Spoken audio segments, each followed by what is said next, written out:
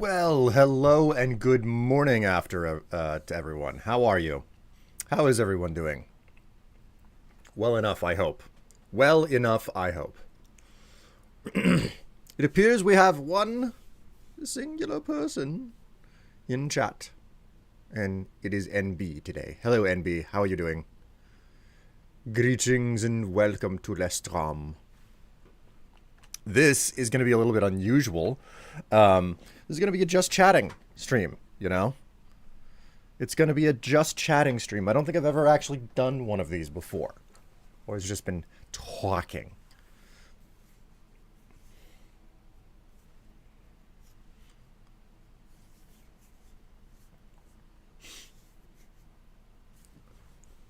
Twitch didn't give you a notification?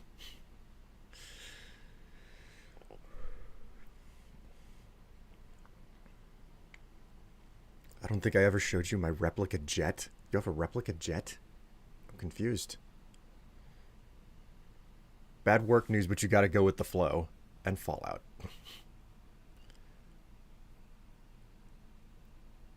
I feel like it's gonna be weird because I like Fallout 4 with the DLC. I mean, Fallout 4 doesn't even look like Fallout 4 anymore because of how much they keep updating it unnecessarily for the purposes of pushing microtransaction or like Bethesda Creation Club. That's it. Creation Club stuff. So there are a myriad of unbalancing things that happen with that stuff. But I'll get into that in a moment. I need to unmute to have my my co-star with me whenever I do that. I refuse to miss a stream even when I'm at work taking my dad to the VA. Well, I mean, best of luck, Zouchin. Best of luck. Not the Creation Club. I haven't played that. I mean, I just mean Far Harbor. Well, the problem is that they push things into the... Like, there's a lot of stuff that's been pushed into the game that was just Creation Club content, and they're like, yeah, we're just going to give this to everyone type situation. But again, I'm going to hold off on that. Hold off on it. Ah, oui. Co-star goggles. Good luck today. Yes. Good luck. Greetings, Cooler. Hello, Cortex. I hope you are all are doing fantastical.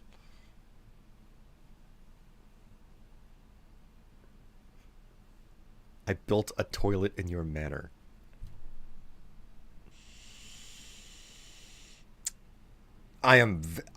Okay. It's not great that you're not doing okay there, Cortex. I hope that things improve for you. If nothing else. Woo.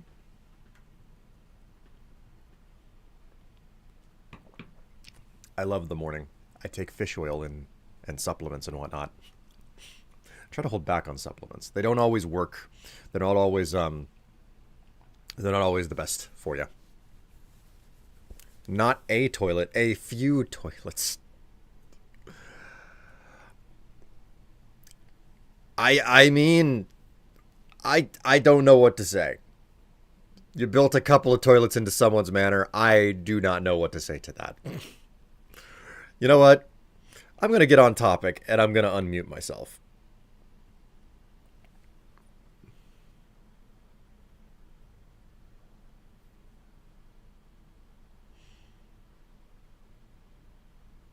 Hello. Why, hello there. How are you doing? Pretty good. How about yourself? Hello, everybody. Good afternoon.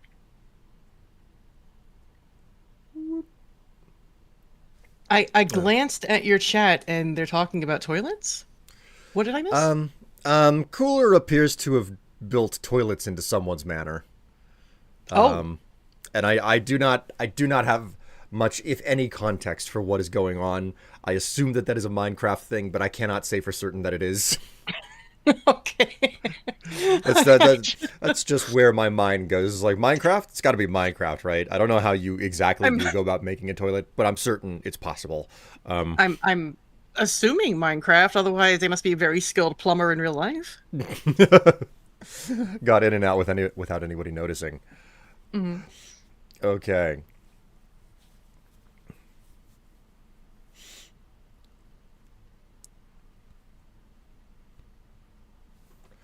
Oh dear, Cortex. Oh my word. That is. You had a tree fall on your Holy car. shit, Cortex, you okay? That's that's not great. Holy crap. And that would be what, like an act of God, and insurance would be probably a pain in the ass to cover it, huh? Insurance looks for any reason whatsoever not to pay out. Right. I mean, that's kind of what makes insurance a scam. It's all about taking money Ugh, in and then doing everything humanly possible to not give it back. right, of course. I could go on a spiel about the economic theories and whatnot about how to control inflation and the fact that only one of two methods is ever used, and the secondary method works way better for Mm. an economy at large, but obviously it doesn't benefit the people at the top, or it gives the most pain to the people up at the top with the most money, so they don't use the second option ever. Well, if we talk about Fallout 76, we could talk about economy We because of could, what and happens in that game. we'll have to see if we can get that far. Mm.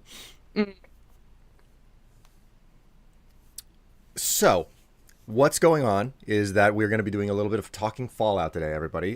Talking Fallout just in general with myself and Ooh Goggles. la la. Oh my word! Got a 3 month gifted tier to Extra Happy. Thank you so very much for gifting that cooler, and Extra Happy enjoy. So, we're going to be talking a bit of Fallout with just Goggles and I, and it's going to be mostly just shooting the breeze. Okay, we're not particularly constructed on what we're going to be talking about here. This is more of a grievances discussion. I suspected it's going to turn out being because it's if you truly love something, you're willing to give it crap for the fact that it's like, why can't you be better? You know, I love you. Why In all can't you be better? fairness, yeah, there are some positives too, right? We need to be able to look at what works, what doesn't. And unfortunately, there's a lot of what modern Fallout slash Bethesda has done that doesn't work, but there is some stuff that does. So I feel So like being even keeled oh, would be best. even keeled. This is the internet, ma'am. Of What course. are you suggesting? I know it's wacky, but I think it'll work. We could Okay, try. so we're gonna start with the simple statement of Bethesda versus Bethesda. Okay, Fallout as a franchise has existed long before Bethesda got their hands on it, but modern Fallout is what we're focused on. So looking at we're comparing Fallout against itself since Bethesda acquired the franchise. Means that we can talk about anything that Bethesda did not immediately work on, like Fallout New Vegas or the bizarre amalgam and the way that multiple studios worked on Fallout 76. But for all intents and purposes, we're concerned with mostly modern Fallout, and we're only going to go back as far as when Bethesda acquired the franchise because that's the most pertinent to the where the franchise has found itself today. As important as those original days at Black Isle Studio as they were for the founding of for the starting of the franchise and the follow up games that were made. So, um, And I think I that's an important starting point too, if only because Fallout 1, Fallout 2. They were popular, but they were nowhere near, I think, stratospheric level when Fallout 3 came out for Bethesda. So we have to, start with that, I think, as far as mass appeal goes, I think. yes, Fallout 3 was definitely I remember Fallout 3 being hailed as like an enormous like return to a classic. Mm. Or at least people were like super happy that that a classic had basically gotten new life effectively. Not Yeah, necessarily that the fans of the original games were like super pleased with the way that Fallout 3 came out. I think there were sure. some people who were like, "Oh, I'm just happy that it's here," and there are other people who are like, "They've what have they done? What have they done to my beautiful boy?" You know. Yeah. So, Look what you did to my boy, which is understandable. We'll get there. We'll get I don't know how a hype train just started. Only there. one A hype subscription came train? through. It makes no sense. So, so yeah, that's a thing, and I have no earthly idea how far that's gonna go because it's so early in the stream. Hmm. Have fun with that, chat. I see everybody on Twitch and on YouTube. By the way, I can see comments on both of you. You're there. You're visible. It's just it's mostly going to be me and my co-host Goggles here, as opposed to me talking with chat. If you are okay with that, chat, and even if you're not okay with it, that's what's happening. Just to let you know. I will keep a steady eye on chat. So it's like I said, Bethesda versus Bethesda. We're looking at the franchise from when they got their hands on it and the way that that just unquestionably shifted not only the direction of the franchise but also the what people expect out of it, etc. So there's that, but also important to this is like how what are our experiences with the franchise? Like when did we pick it up individually? For me, my first Fallout game was Fallout 3, and I've played all the Fallouts since Fallout 3 came out, and pretty much all of them I had them on release day. So that's my Going but experience. Yeah, going really quick back to Bethesda versus Bethesda before I share my experience.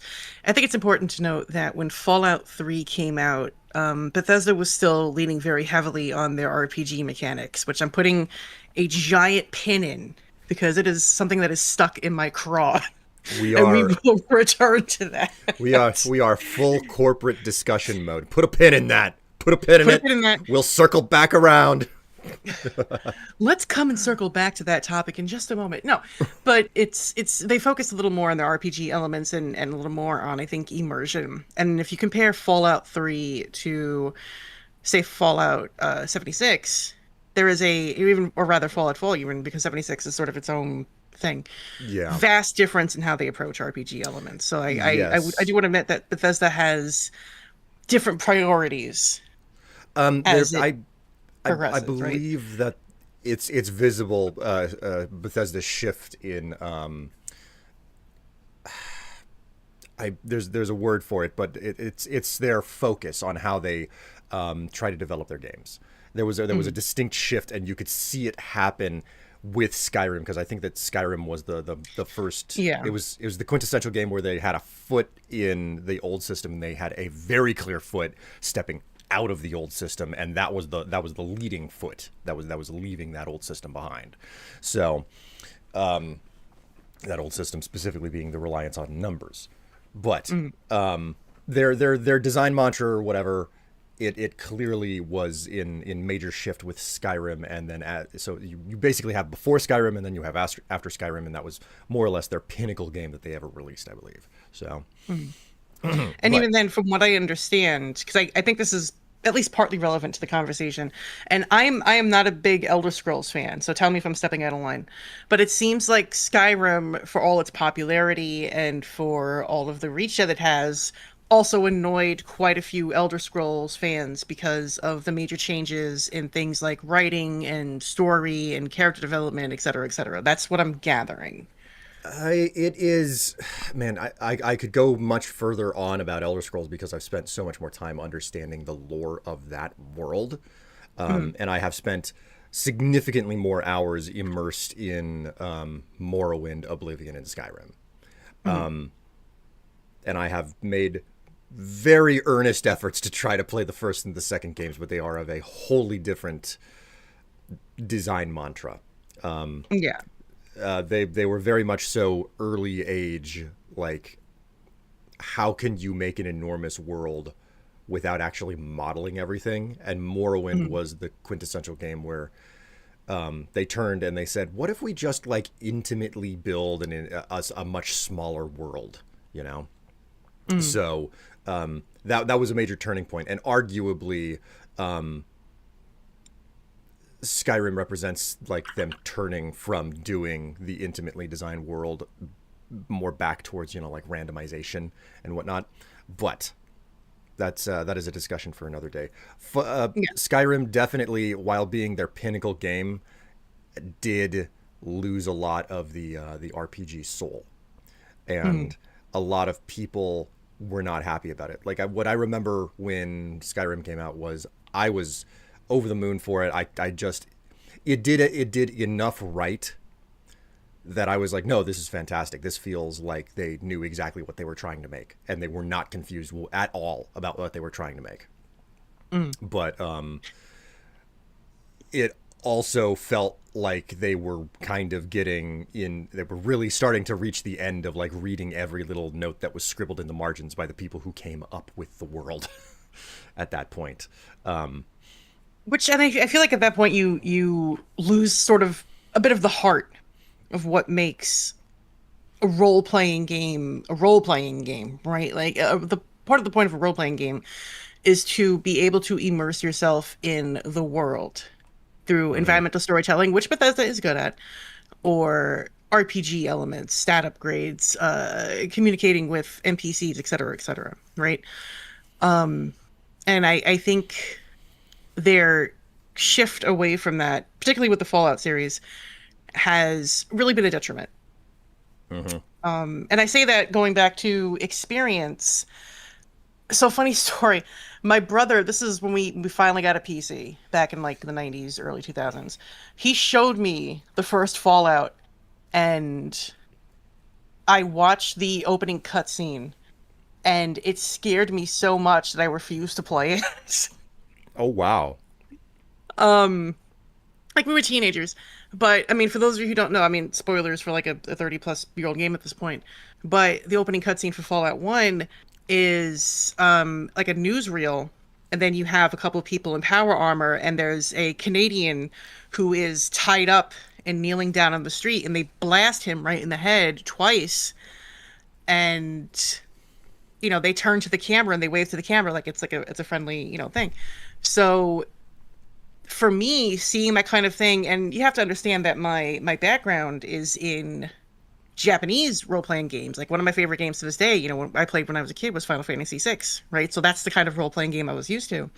So when I saw something like this, it scared the shit out of me, and I was like, I'm not playing this. So Yeah, Americans and Japanese do role playing very differently.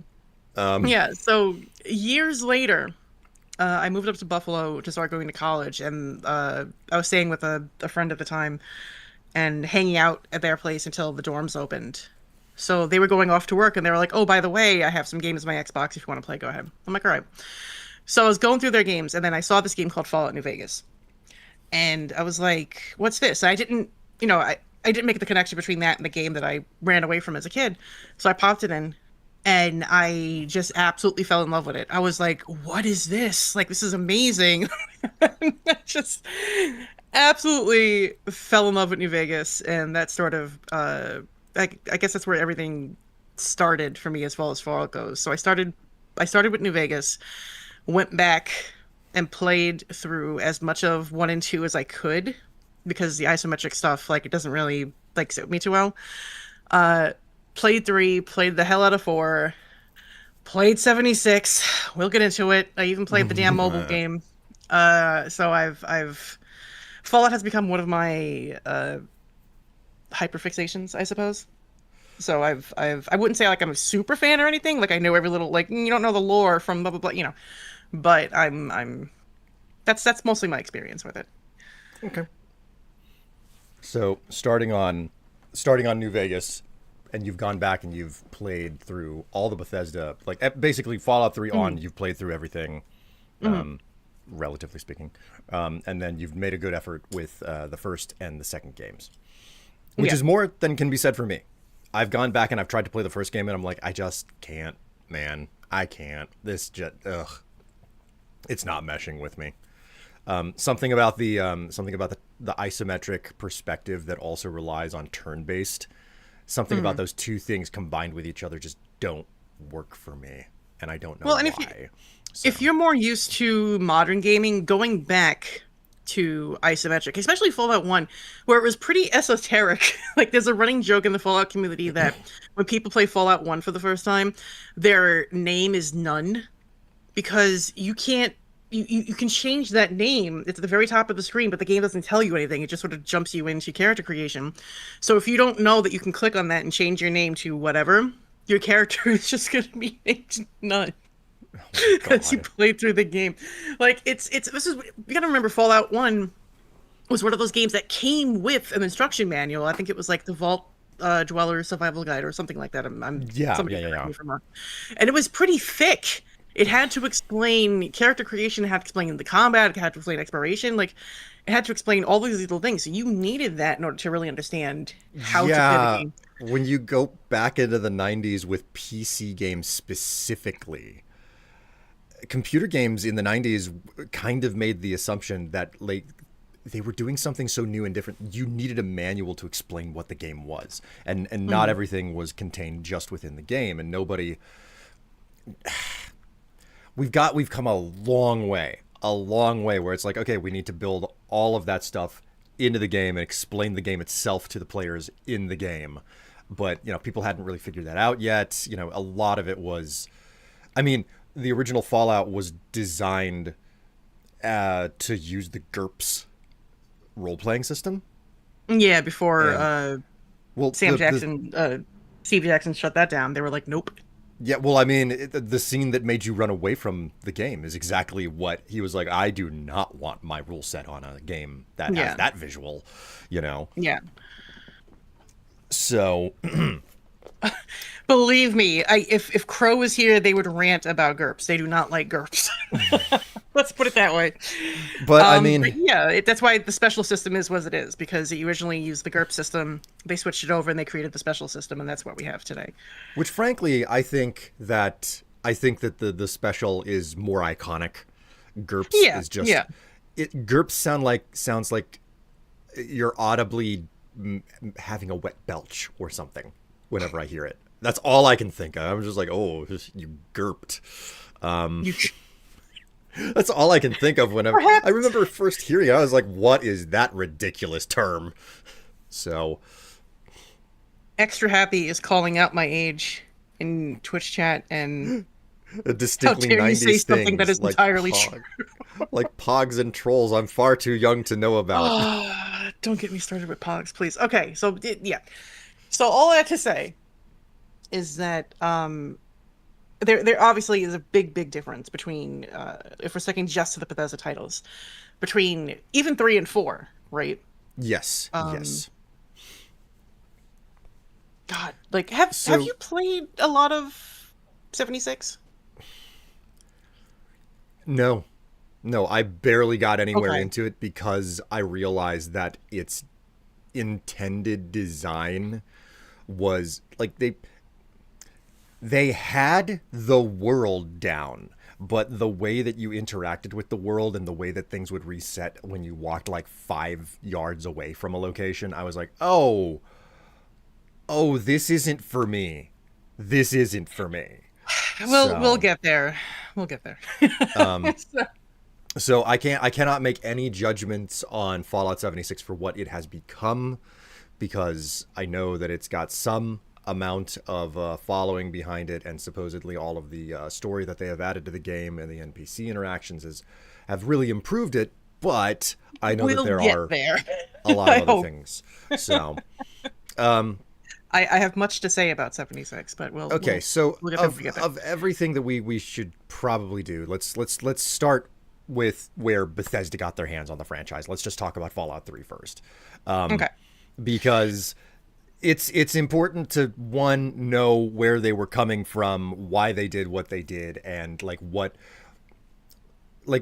were your takeaways from Fallout 3, knowing that this is what basically reintroduced the franchise to so many people, and made it like so monolithically successful, and it was so incredibly successful that it got, the follow up of New Vegas, which then, like, there's a whole thing about a an enormous leak, or, well, not a leak, but it was a fake, prior to Fallout 4, that sent the fan community into such an Oh, that's insane right. That hype. fake ARG thing. Yeah, I Yeah, remember that. so like, Bethesda had to change a lot of how they handled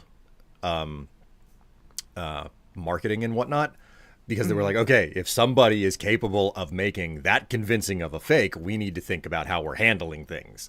So, Right. but that was just the monumental excessive hype that Fallout 4 was riding in on, because people were so eager for another Fallout game. Imagine Mhm. how I feel wishing, as a much larger Elder Scrolls fan now. How's six coming along there, bud? Oh my god. They're gonna re announce it again. I don't Yeah, know. yeah, yeah. Anyways, okay. But So starting with Fallout 3. so Fallout 3, and I'm looking, and I'm saying this with the perspective of, like, retrospective and hindsight and comparison, right? Because I wasn't there for the release, I wasn't there for the big hype. Like I said, I got into it with New Vegas. Fallout 3, I think, was ambitious. I think they took a lot of, to go from isometric 2D to, or, 2.5D to a fully 3D environment, a big open world.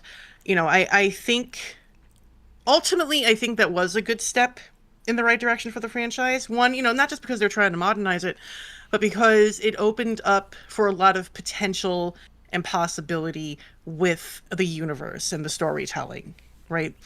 You were able to have a better, like a much more detailed visual. You were able to explore. You were able to spelunk. You were able to do all sorts of things that you could do, in Fallout 1 and 2, but it was just a little more immersive, particularly if you played in first person perspective, right? So it was very ambitious. Now, my issue with 3, I think, is the disconnect between, as with most companies, the hype and the marketing and what we actually received. I don't know if you remember, but at one point, Todd Howard was saying that the game has over 200 endings, and obviously we did not get that. And I think it leaned a lot into writing and storytelling that in pockets was good and interesting, but the main quest just felt very ineffectual. Does that make sense? I think I agree to a certain amount. Like to a certain length, I do agree. Um, it's difficult for me to talk about this without, like, bringing in the Elder Scrolls, but the people the people responsible for writing for the Elder Scrolls Hmm. and created the world and a whole bunch of the lore, they were no longer working at Bethesda when Oblivion came out. I don't know how many of the people were working at Bethesda during the development of, like, Morrowind and everything like that, but Hmm. it is a visible difference where it's like the person who had all of these crazy ideas and was doing just these insane late night writing sessions. It's clear that that person had produced a huge body of work, and that was left behind by them whenever they left the Hmm. studio. And you can tell as time has gone on where it's like, oh, they are scrounging for more of the scraps of what that brilliant mind came up with, and they've Hmm. got nobody who can do that writing now, type situation. Okay. So to the same note, I see that in the Fallout franchise, because Fallout 3 was basically, okay, well, we bought something on a fire sale, which is literally what happened. Right. Yeah. They bought it all up because it was like, yeah, the studio's liquidated, publisher's gone, and they were selling it all off. So when they did that, they even got the incomplete build of Van Buren, Right. Right. the original Fallout 3 as it All was in, three. Hmm. yeah, as it was supposed to exist before, the studio went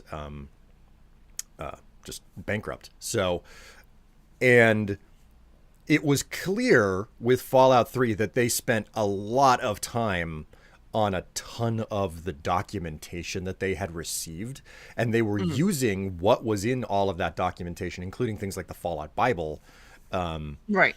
to craft the world very carefully based on the visions of the people that came before them with the previous projects.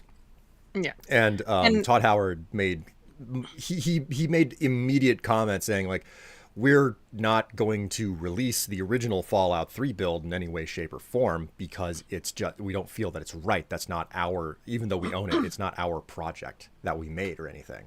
mhm. And to release something incomplete to the world would be it's just not a cool thing to do, you know, to release somebody Mhm. else's work like that. So there's respect and credit, you know, in that. But at the same time, it also means that Bethesda was mostly focused on trying to copy what came before instead of That's what I was understand. just about Yeah. to say. So, really quick, for those of you who might not know, the Fallout Bible is a really, really thick PDF document that was put together by Chris Avallone on the, I think it was the forums at the time when Fallout 1, Fallout 2 were a thing. People would email him with questions. Chris Avallone used to be a writer for the Fallout series and during Interplay, and I think Black Isle.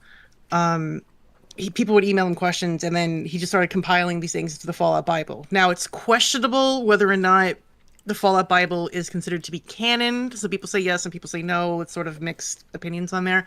But it's a really, really, if you really want to ever like dive deep into Fallout 1 and 2 lore, look at the Fallout Bible. You can get it for free online. Just, do a search for it. And what I was going to say was the first problem was that, like, not that I have any issue with Bethesda referencing and, bringing things back like Nuka Cola or things like, to keep consistency in the world. But if you play Fallout 1 and then you go and you play Fallout 3, you kind of look at the two and go, wait a minute. There's a lot of repeating elements here, guys. What are we doing? Mm-hmm. Like, I know Bethesda has the talent to write and to world build. We've seen it before, right? And if anything else, I will always give Bethesda that they're fire when it comes to environmental storytelling. Always have been.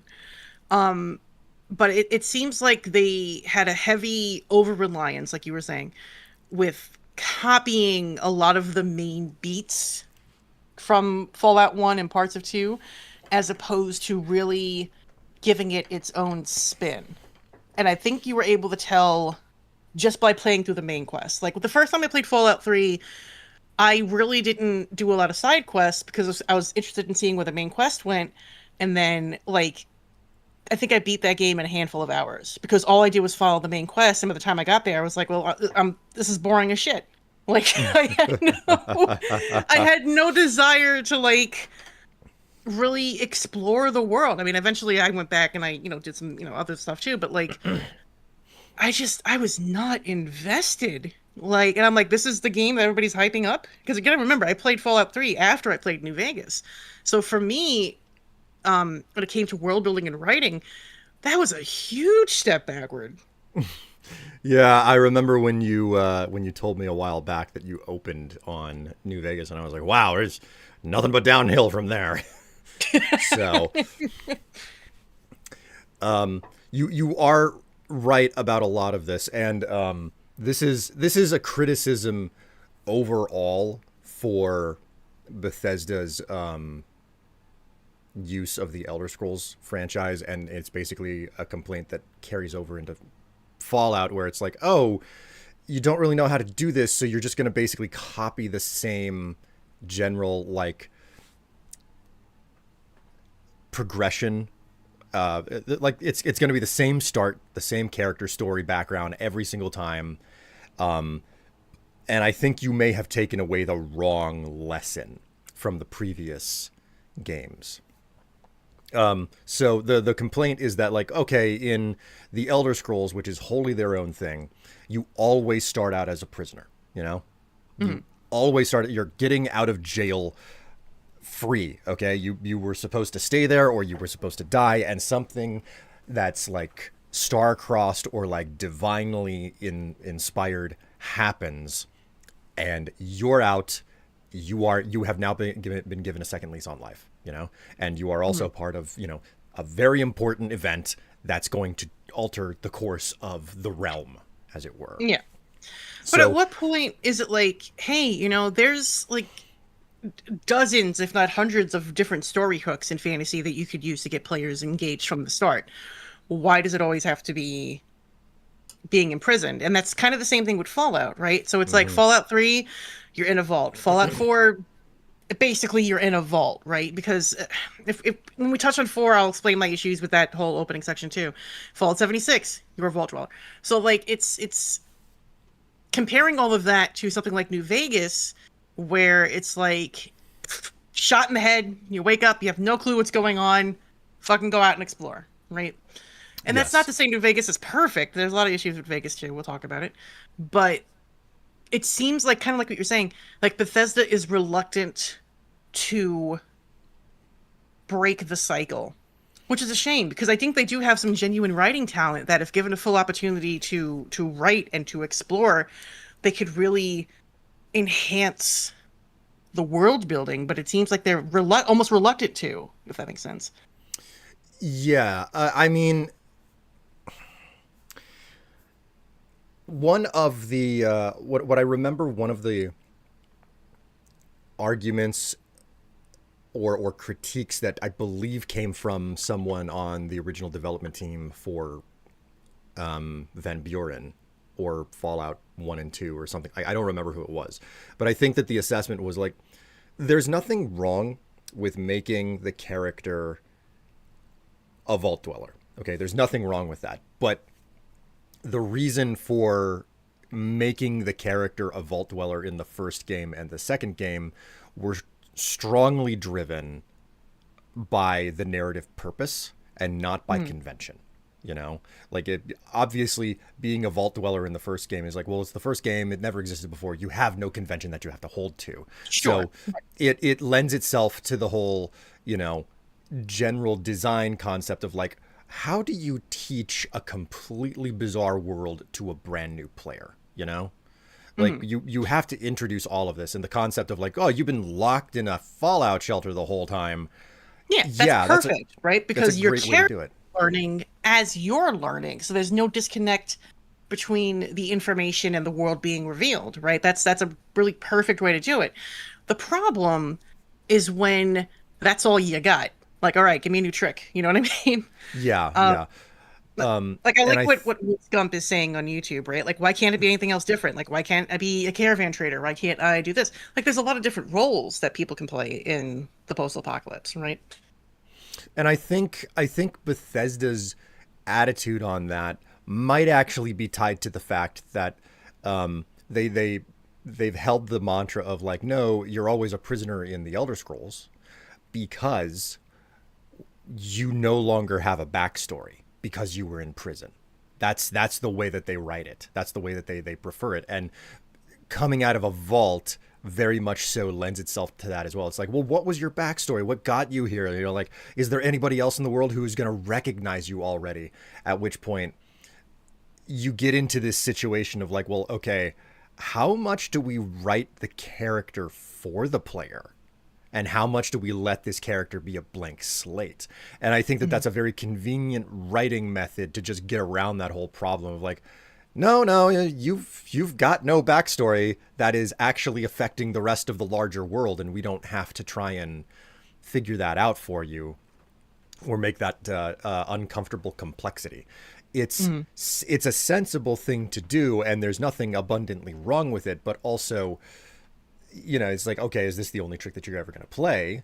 And at Right. this point, with how far apart a bunch of the games are, you know, it's like, oh, well, okay, if I only see the trick once every 7 years, I guess it's not that bad. But they're also relying on that, right? I mean, talking a little bit about AAA development, and I say this as somebody who's like a indie game designer, question mark, I guess. Like it's yes, it takes a lot of work and blood and sweat and tears to going into developing a game, but we're seeing more and more gaps between releases, and it's like, you just keep going back to the well, and it's like, we're at a point where people are starting to respect video gaming as a legitimate form of art. So when you keep going back to the well like that, it's not one, it's a disappointing opportunity for the players, right? And then on the other hand, it's a disappointing opportunity for the writers and for the developers because they're not getting an opportunity to stretch their wings to try something new and different, right? Granted, they tried something like that with Fallout 4, but it wasn't good to put it mildly. There was an attempt was made, but it didn't really work. And importantly enough, they solved the exact same problem in New Vegas.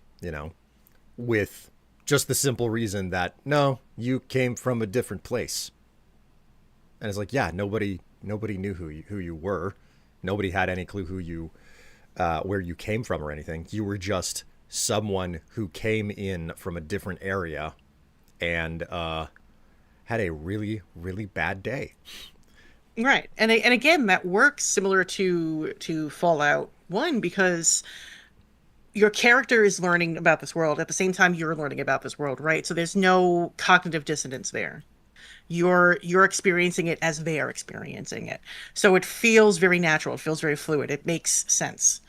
And like again, like Fallout 3 does do this to an extent, right? Like you learn about the world, and I don't know if the whole baby to 19-year-old, 18, 19-year-old was the best idea, but it was an idea and it was something they did. So, I okay. think that I understand where they were coming from. Like it kind of like confused me to a certain degree whenever I first played the game.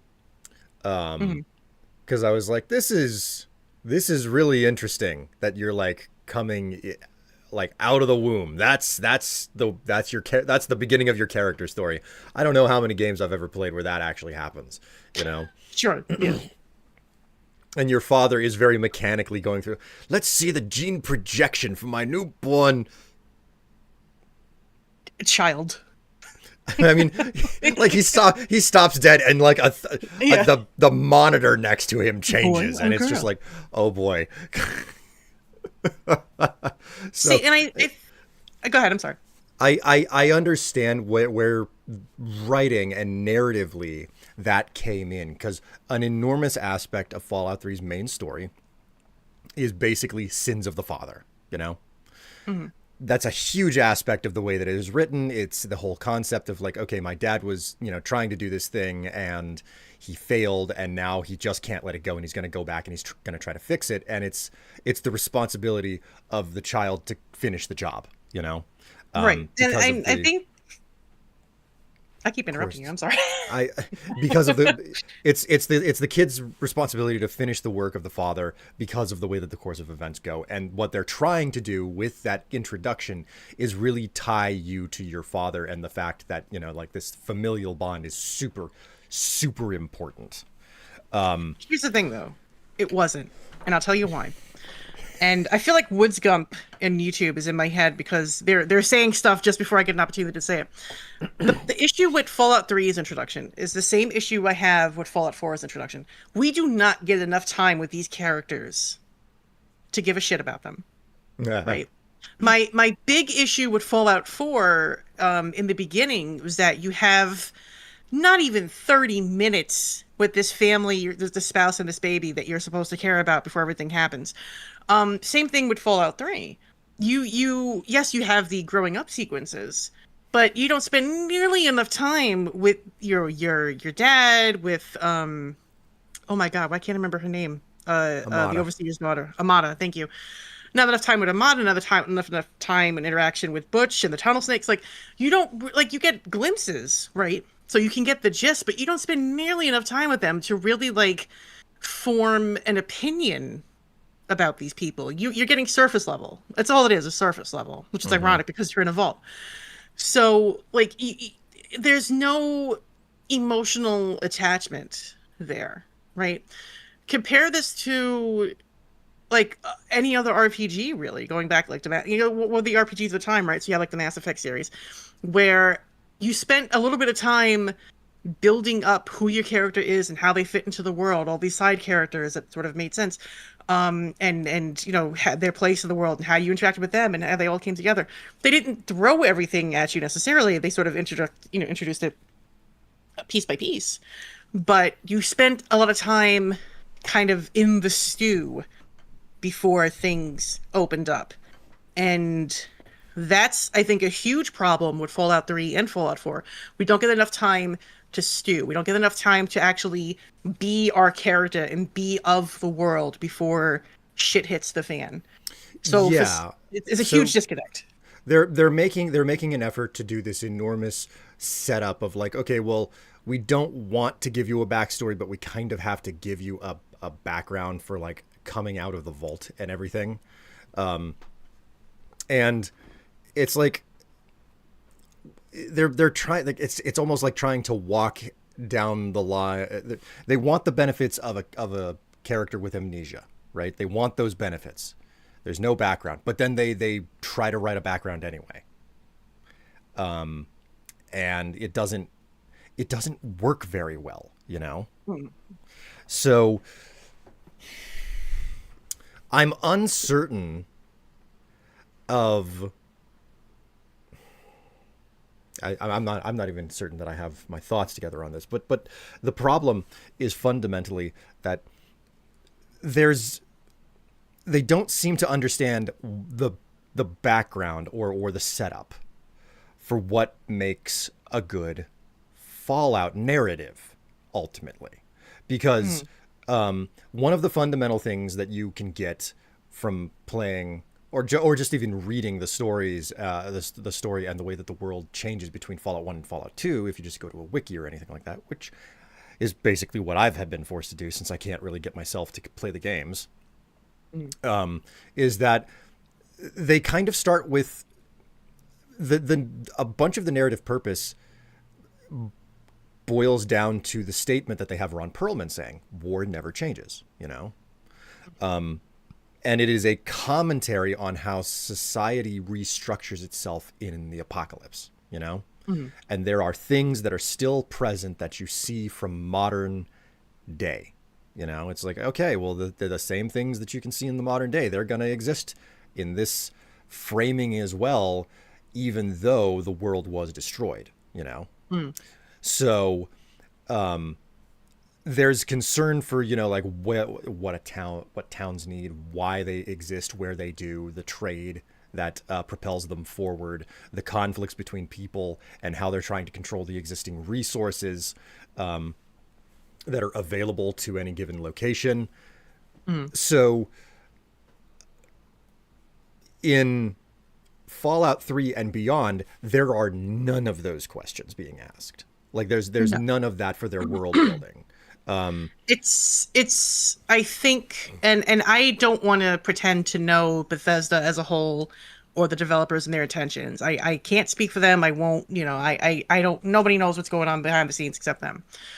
But it's at the risk of sounding crass, it's lazy. It's lazy world building, it's lazy writing. So for example, looking at something like caps, right? Caps were introduced in Fallout 1 as an alternative way, alternative currency because they were related to water, right? You had caps, and they were related to how much water there was. By the time Fallout 2 came around, you had NCR currency.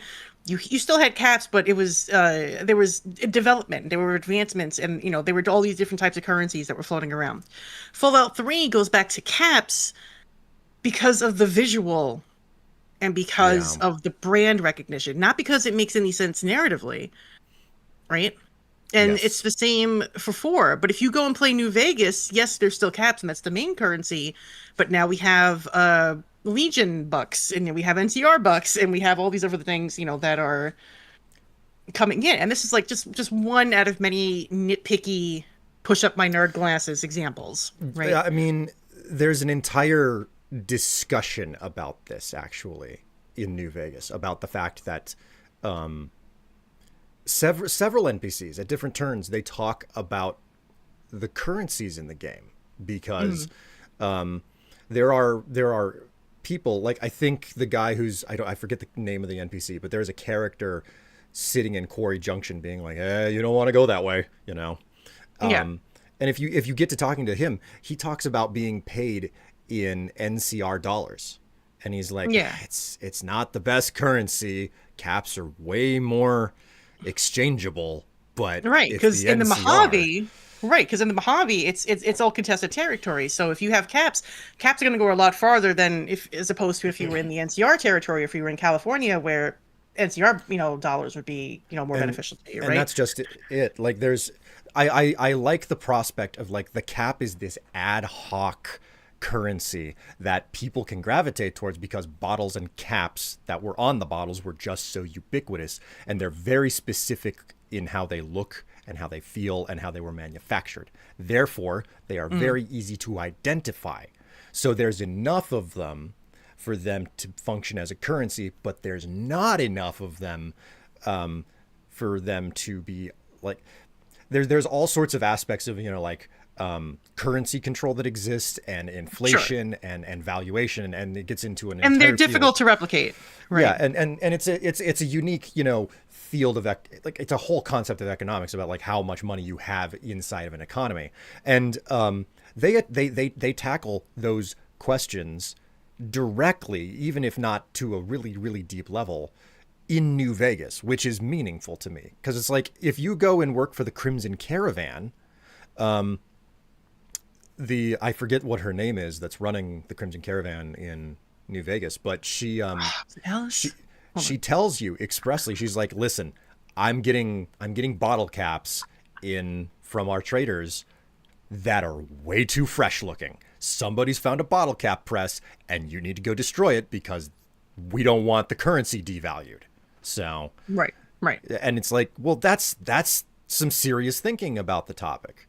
And then meanwhile, if you turn around and play Old World Blues, the DLC, and you talk to the brains, you can get them to give up a stupid number of bottle caps to you, just as like, you know,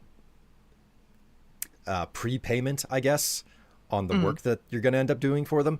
But because they're scientists, they have a several lines of dialogue about how someone was like, "Oh yeah, it's the bottle caps are probably going to be the thing if the bombs ever actually drop because like all of these reasons." And it's like, so they've given serious thought to what makes a currency, right. and Whereas it is. Bethesda just slaps it in there because, oh, they did it. Yeah, exactly. They did it. Therefore, I'm going to do it.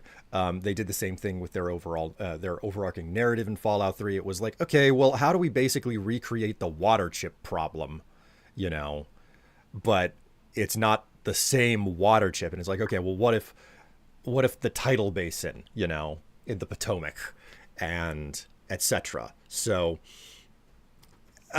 it's noteworthy that it's just like, okay, they they're doing cargo cult writing is effectively what Actually, they've yeah. done. Yeah. It's like I think I know how to write something that looks roughly similar but has no rhyme or reason for why it should be structured that way, other Right. than the thing that came before had it, right? Right.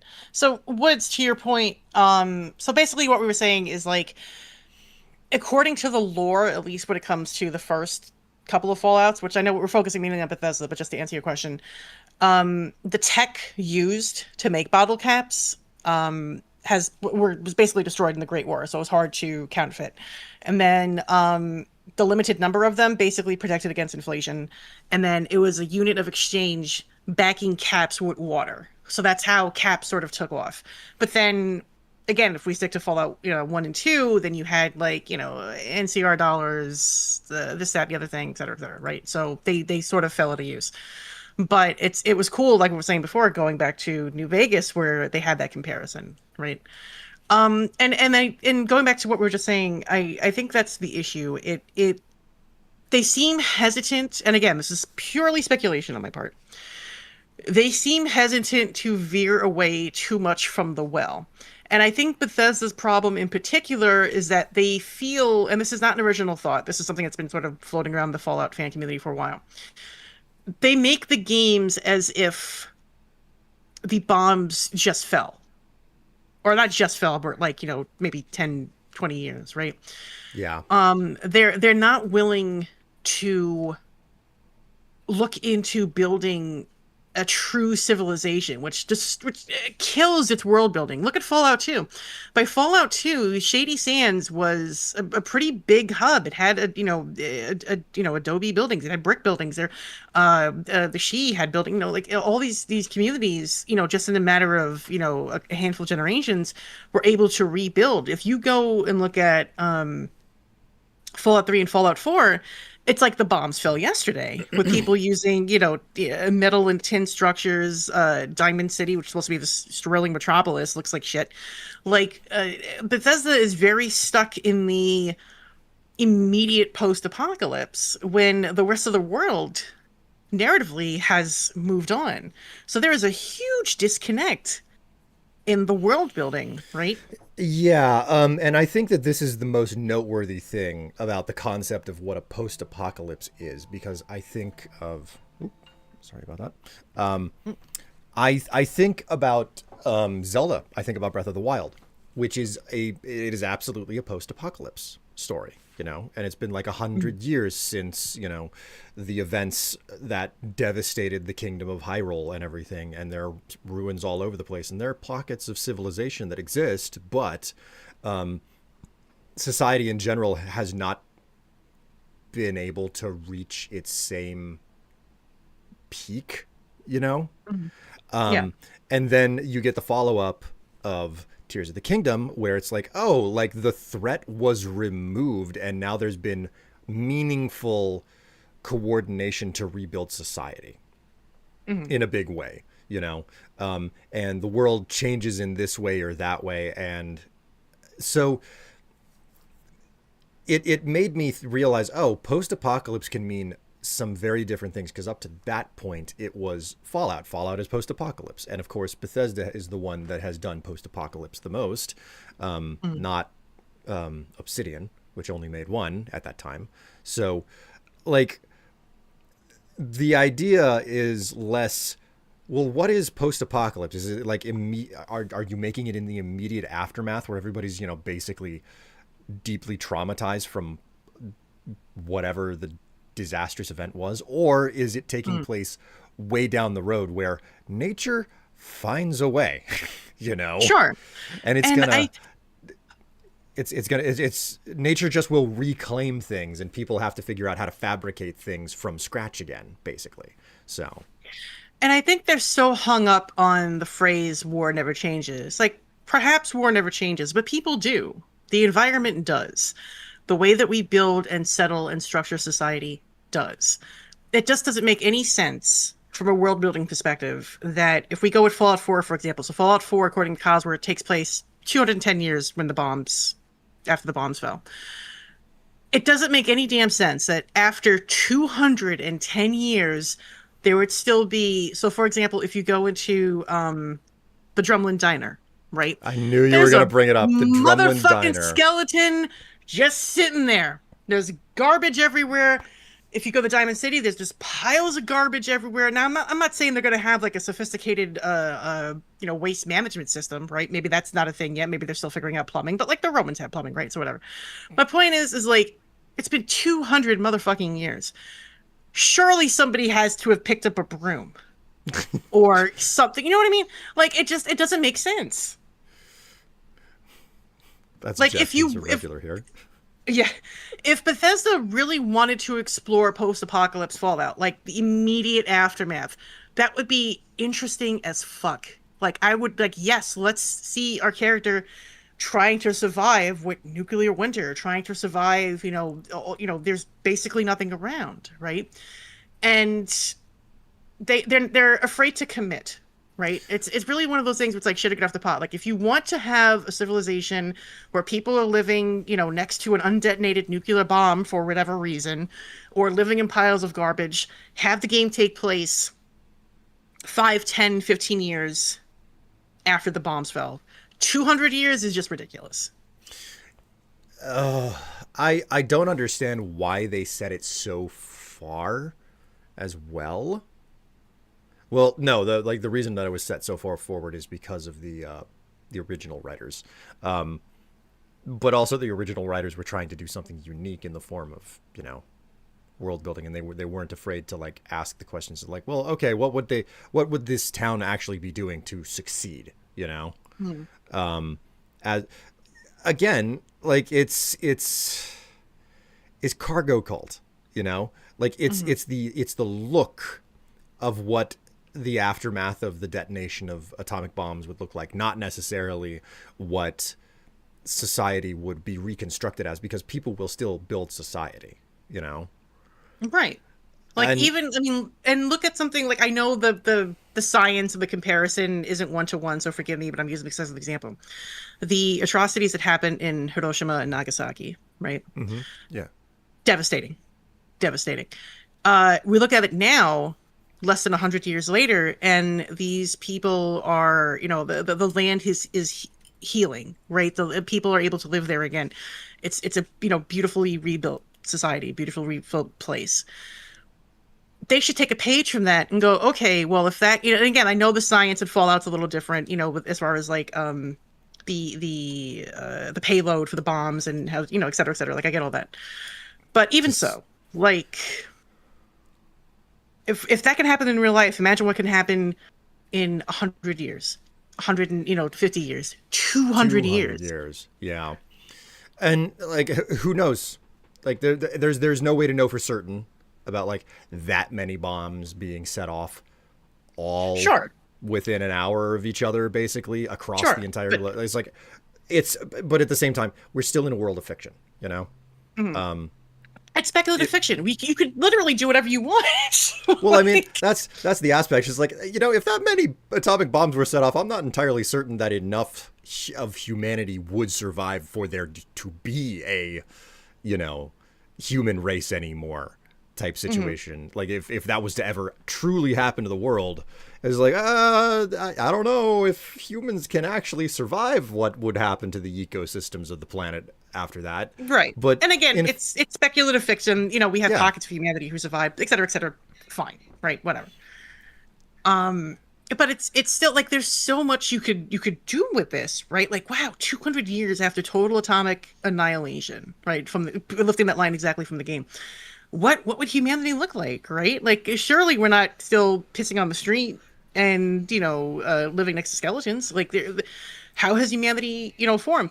And I know I'm jumping the gun a little bit with this, but this is what pisses me off about the incorporation of the Institute with Fallout 4.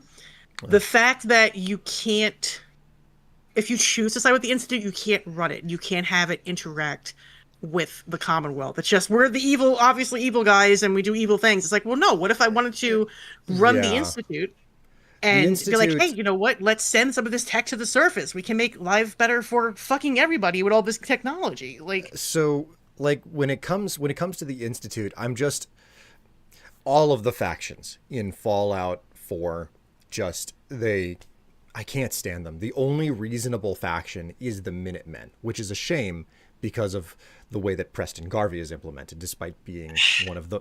Preston Garvey's got such a good backstory. He's got such a good he's backstory, but he won't he's a shut up good about the boy. next.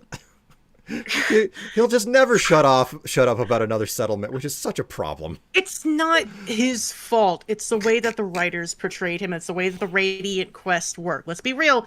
It goes back to the Radiant Quest. Rather Yes. than have things happen in a story, like when you design a game, you can use variables and else if and switches. Like once the player hits X point in the plot, then maybe you can go back to Preston and be like, oh hey, wait, another settlement, needs our help. Could you I know you're busy, but could you help us with this, right?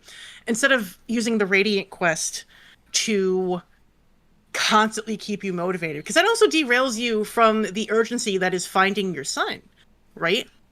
So with Fallout 4, one, I had no connection to my son or my spouse. I did not give a single shit.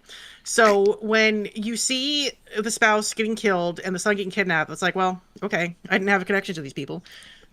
And then my character is like totally different, going, "Oh, I will avenge you, and I'll get my son back." It's like, okay. And the first thing the game does narratively is introduce you to Preston in the minute, and then have you go build huts. So like, Yep. Yep. Where's the urgency in this, right? Like if I now I'm not a parent, but if I would imagine that if something happened to my child and Crow was killed, the only thing on my fucking mind would be to hunt down whoever did this and fuck them up. I like, and of course you can play the game that way, but narratively, structurally, the game says no. We need to learn how to build a shack. Yeah. So Yeah. there's just no fucking connection between the world building that Bethesda's trying to do and what the player is experiencing and making it sense of the world at large. Like it's just there's just so much missed opportunity there. I um I think about this in relation to the Minutemen. Like, I wish they were introduced so much better, you know? And something Yeah. that I fundamentally understand about Fallout 4 and its development is that they needed something that would slot into the start of the game to get people whet their appetite, understand, oh, these are the things that you're going to be able to do in the game, and we're going to give you a taste of a bunch of that stuff. So we need a reason to give you, you know, like a big firefight with, you know, story and the power armor and a death claw. We need to throw all of those things into the same tiny little narrative, very front loaded, See, we call even this though blowing our load early. That's what this is called. so I hate like to be crass, I but understand why they did it, right? I understand because in part it was we need something that's going to be somewhere towards the start of the game that people are going to enjoy because we don't know if they're going to get that far if they don't see something really, really good right away, because there are a lot of players like that. But the other side of it is we need to develop these moments to show off in our like hype material, you know, you know in what? all of our Like, marketing material. So, you can't make a game that is for everyone. And that's the big fucking issue with AAA games and companies like Bethesda. If you want to make an RPG, a Western RPG with Western RPG elements, yes, you're going to lose some people who are not going to immediately fall in love with it. But the people who are there for RPGs are going to fucking love it. And that's how you build your base, right? and So, like, yeah, is it economically the best thing? Probably not. But making a game for everybody means making a game for nobody. So when in the first what hour, 2 hours of the game, we're getting power armor, we're fighting a death claw. And remember, death claws were rare creatures, where you only came across a handful of them, and they were like end game fucking content. You didn't go anywhere near a death claw unless you had the right supplies and you were leveled up pretty significantly. The fact that they just throw one in at the beginning of the game, like, it's not really, for me, it wasn't so much offering a taste as like, are you fucking kidding me? Like, I need to be exploring the world. I need to be figuring out my place in it. I need to be figuring out and orienting myself and my character, not fighting a fucking Deathclaw and immediately getting power armor. Like, it just broke that for me. I entirely agree. I don't think that the Death Claw's presence so early in the game was a good choice. It made zero sense. It was like, hey, we are overrun with raiders, and that power armor on the roof, we just have to figure out how to power it up. And it's like, functionally, that makes a lot of sense. The way that they redesigned power armor, it's like, hey, this is really powerful, but it takes an expensive source of energy, okay, and you gotta find more of it. So Sure. the idea of like we're powering you up for just this moment, and then you're probably not going to be able to take it further unless this is like your fifth playthrough of the game or whatever, right? I was gonna I'm say the problem is that you can find fusion cores pretty much fucking everywhere. Like, that's number one. well, I'm going to make the argument that this is a situation of like it's designed to be something that you can't take very far on your first playthrough because you don't know Sure, where to find the stuff. sure. Um, But totally even then, changes on subsequent playthroughs. see, even then, like when I first playing through Fallout 4, like finding additional power armor and fusion cores, like it was like the game handed them to you. Like you could go walk down one of the paths going from Sanctuary to Diamond City, and veer off just a little to the west, and then you've got power armor like there. You've got power armor over here on the way. Like it's just all over the freaking place, and But like, it takes nothing to grab it, fix it up, and bing bam boom, you're done. And to Wood's point, like they like Will was saying, they definitely added the Death Claw for the marketing hype and for the wow factor. I agree 100%. But they, at least when it comes to marketing, like, you could show stuff that happens later in the game. You don't have to have stuff immediately happen, right? I'm sorry I'm so hung up on this point. It's from a writing perspective it bothers me, from a player perspective it bothers me. I don't think that the inclusion of the Deathclaw at the start made any amount of sense if you completely ignore the marketing, you know? Like the Mhm. marketing concept, and it's like, yeah, this is basically our short demo reel that we're gonna like be putting at, like, it would have been E3 back then and everything, where it's like, yeah, this is the sequence of the game that people can play, etc. And this is the stuff that's gonna show up in our marketing material, which is fine. There's nothing wrong with that, but at the same time, I was more horrified by rad scorpions because I didn't Oh know where yeah. they were going to show up, and they're Right. Those freaky motherfuckers will whenever pop you, up anywhere. Yeah. yeah.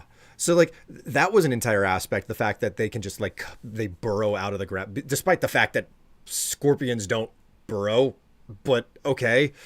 But again, speculative fiction, yada yada, fine. So Right. so that was more horrifying than the Deathclaw, and I think that that's my biggest problem. Like Bethesda, it's clear that they saw what happened with Deathclaws in New Vegas, where they were like, they managed to handle Deathclaws very well in New Vegas, where it was like, no, they are kind of rare and they have this hierarchical, they have a very specific system. It's like they make a nest and they kind of stick to it. And as long Sure. as Or you I mean, don't go and find them, they're probably as like, they're not going to as be a long as you problem don't for you. as long as you don't immediately walk north from Good Yeah. Springs, So it's you'll like, probably be okay, fine. it's like, okay, well, death claws aren't really a secret anymore, and people know about them. So how do we use them? And it's like, okay, well, how would they work? Like as a species, would they stick together? Do they split apart? And they came into the like the wolf pack concept. It's like, yeah, they have a den and they're gonna like keep track of it and they're territorial and stuff because there's Yeah. two places in New Vegas where there are death claws. I think. Maybe there might be more than that, but I know that there was Deathclaw Island and there was Quarry Junction. Those are the only two that I remember. Yeah. And it was like, yeah, Surely there's one or two more. I can't remember off the top of my head. you you can Um, you can run into them if you go to where Deathclaws are known to be, sure. which also allowed them to basically The create a gator claws. higher. It allowed them to create a hierarchy of different types of death claws where it's like, yeah, this is the matron and this is the alpha and everything. This is despite the fact that the whole concept of alpha is flawed to begin with, but Right. Yeah. But again, speculative fiction. yeah. So it's like, okay, you've made different levels of Deathclaw, and the really weak ones are on the outskirts of like a nest. And the further into it you get, the more nasty the Deathclaws become. And you're no longer facing one Deathclaw. You're facing an entire A pack. yeah, a pack of Deathclaws, and you have to be strategic about how you're doing this type situation. So Deathcore is a comedy of the old Conville. Yeah. Yeah. Like, but like they're not all over the place, but they're also like they're still a threat, right? like And something good. and my whole point is death claws were once upon a time something like in Fallout 3, the preceding game. It was, hey, here's a death claw. It shows up seemingly arbitrarily unless you go to, even at that point, a den or a nest of death claws, like the Right. Deathclaw Sanctuary or something. Okay, so they're concentrated in certain locations, and then there is a random chance for them Pardon. to spawn every once in a while across the wasteland. And then they Sure. they were then of course with Fallout 3 they were like, okay, we messed up. We shouldn't have like made given you a game over where you can't continue playing. You know, Mm. we I will shouldn't have say done that. one of the fun before I go to my what my original next point was, one of the funniest random encounters that ever happened to me. I was leaving uh Diamond City. This is like the first time I played Fallout 4. I was leaving Diamond City. I had Dogmeat and I had Nick with me, and we were following. You know how like Dogmeat, follows the trail of Yeah. Kellogg, et cetera, et cetera. So we're going out of Diamond City. We just leave the city. We get past like Hardware Town, et cetera. And there's a motherfucking Deathclaw like right there, and I'm like level 5 or something. I was like, what? This makes no fucking sense. Like, it scared the shit. Obviously, I died because like we're all under level, right? Oh my Um, god. but like to me, something like that, like it was terrifying, but it was also funny because it's just like a random thing that could happen, right? So when I reloaded the game, went through and he wasn't there. But like something like that, I think is fun, right? Because you don't know what to expect when you're in the wasteland, right? Anything can Yes. happen. But getting to a couple people in chat brought up the point about power armor, and it's like if we go back to Fallout 1 and 2, you need to be specifically trained. I think either with the Enclave or the Brotherhood of Steel. I think Brotherhood of Steel gave you the training, but I'm sure the Enclave because they have power armor too. Although if you didn't have training, you couldn't use power armor. That's where I'm going with this. That And it is actually a Bethesda thing. See, that's bizarre to me because like again, somebody who's gone back and played, the original Fallouts, like you had to be militarily trained, specifically trained to use power armor. It's a very sophisticated piece of tool. Okay. So it makes I need to stop you very quickly because this is something that I have seen so many discussions on. You don't need power armor training in 1 and 2.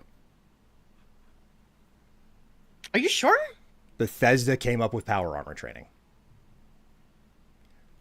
That I don't know about is that. Hold on. every bit of understanding that I have had about it. That power armor is something that you can just use.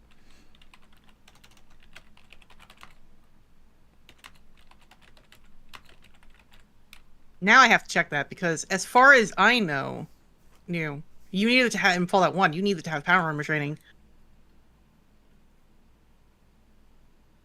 Have I been wrong this whole time?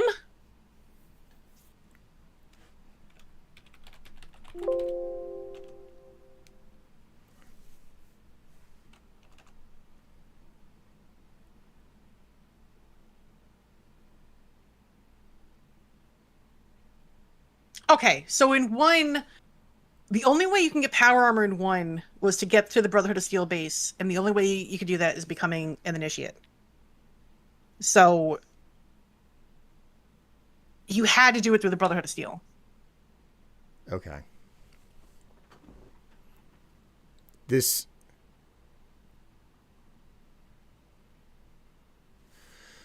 I here's I mean this is the fact that I am not an expert on the Fallout franchise outside of this stuff. Maybe I was wrong. Oh my god. Of course I searched this and the first thing that comes up is a video from my friend Kato.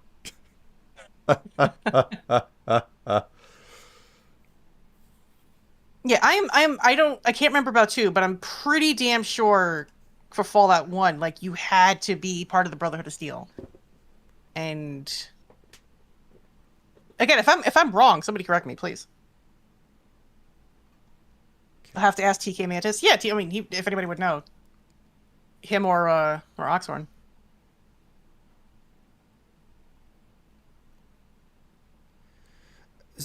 Okay, so the breakdown of this video that he has posted on Steam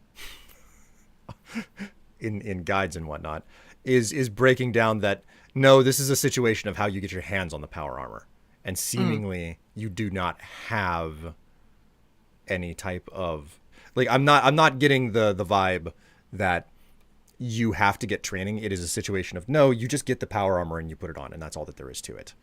Huh. And the way that they control it is like, oh, well, you can't just find power armor anywhere. That's the situation. You either have to get it from the Brotherhood, or you have to find broken power armor, and the only people who can fix it are the Brotherhood. So, Well, then I fucking stand corrected. Okay. so this is a detail that Bethesda seemingly tackled by basically saying, okay, it makes sense for you to not be able to use power armor, but we also want to show that you can use it. So we're going to show you, you know, characters who are wearing power armor and it is superior armor, etc. And we also want to give you, like a set of power armor very early in Fallout, relatively early in Fallout 3. But we're not going to let you use it until you get inside of the Citadel, and you have to Okay. seek out power armor training. And then Fallout New Vegas, they were like, okay, the lore has Yeah. changed. So We're we're going to just gonna follow go on. through on that. Yeah. And You know what? Hey, I then, was wrong. so, I take back my complaint. I will step it back. so like Fallout 3 and Fallout New Vegas are now standouts where it's like, yeah, you need power armor training to wear power armor, and then Fallout 4 just immediately retconned all of it, rightfully so, in regards to the mechanical way in which they completely restructured power armor.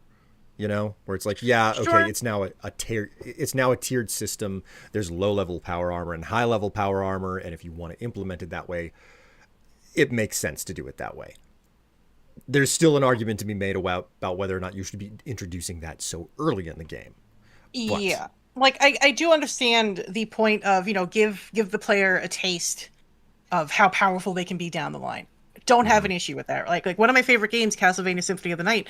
You start off with Alucard, who has all like some of the best stuff, equipment in the game, and then you get stripped of it, right? So like I have no problem with a player like getting a taste of, oh, this is how powerful you can become.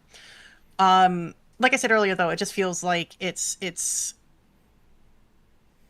too much too soon, right? Like yeah. ease me into it. And again, from a narrative perspective, once again, I'm supposed to be looking for my son. hmm Why hmm am I going to suddenly be jumping in power armor and helping these people outside of the goodness of my heart when all I want to do is find my kid? Like, Uh, we're never going to get away from that narrative problem. That but that that's the thing. fundamental It's narrative it's problem. it's it's it's so interweaved through the main plot of the story. Like, you could play, dozens of hours of Fallout 4 and not go anywhere near the main story if you don't want to, which is a Yes. detriment because the main story should be driving you, especially the first time playing, to, like see what happens, right?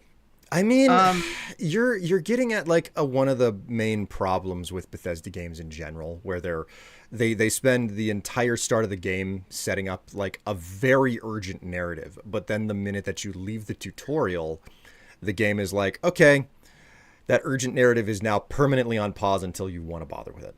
You know, right. which And we do see this. I don't know if that's something that should be amended or not. It's like, okay, is that just like one of the narrative conflicts, like a kind of a ludo narrative dissonance, Mhm. where it's Oh, like, that old okay, chestnut. I mean, it's it's a big $10 word, but at the same time, it's got There's something points. to it. But I mean, like, for those of you who don't know, like back in the 2010s, especially, ludonarrative dissonance was like the big, like, if you went to a video game convention and we're talking seriously about games and somebody threw out ludonarrative dissonance, everybody would start screaming about what they were about. Like, it was a huge like fucking debacle. But I mean, and to Blueberry's point, like, I do see what you're saying. Like, you wake up in this totally new world, and you're trying to get your footing and figure out what's going on. But then you can't have it both ways. I don't think. Like, it's either you put yourself in a character's shoes as somebody who's up and trying to figure out their place and figure out what's going on, or I'm this parent looking for my kid. And again, I'm not a parent, so I don't have those feelings. But would imagine that most people who are parents, if their kid got taken from them, all they're going to think about is fuck everything else. I want my kid back, right? Yeah.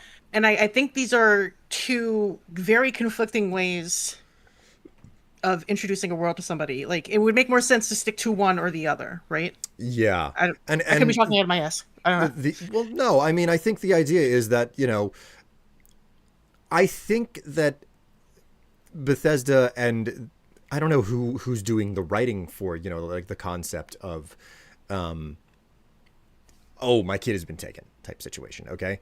I Mhm. legitimately don't know who wrote that. I hope that I'm wrong in my assumption of who probably wrote it. But Hard to say. regardless of who wrote it, um it is the cost of giving the player total freedom is allowing them to ignore whatever story you wrote, right? Sure. And that is a cornerstone of Bethesda games. It's like, no, we give you a huge amount of freedom, and we have to accept that you're going to ignore the main story often. A lot of Which is players are. fair. So I don't know if there's a good other way to do that, where it's like, how do you write your story where people can ignore it no matter how urgent in the moment it is, because the But only thing that's that I hate more in an open world game than the thing that I hate most in an open world game is whenever it's just like, no, you don't get to look anywhere else, or doing this now, you know? sure. I do think that some on rails is necessary to a degree, even in open world games, right? Because, like, okay, so hypothetically speaking, if I were to rewrite the beginning of Fallout 4, you start the game. If we're sticking to the pre-war world, you pick, you make a character, you do your background, whatever, whatever, right? You spend some time with your neighbors. Like, oh, I need to go borrow a cup of sugar. You learn how to move. You learn how to interact with things. Oh, I need to fight off this rad roach. You learn how to combat, whatever, whatever, right? You get to the vault, shit happens, whatever, whatever. At this point, if I'm sticking to the family storyline, now I've spent enough time with my family, one, to be emotionally invested, two, to care about the quest, three, to have some urgency.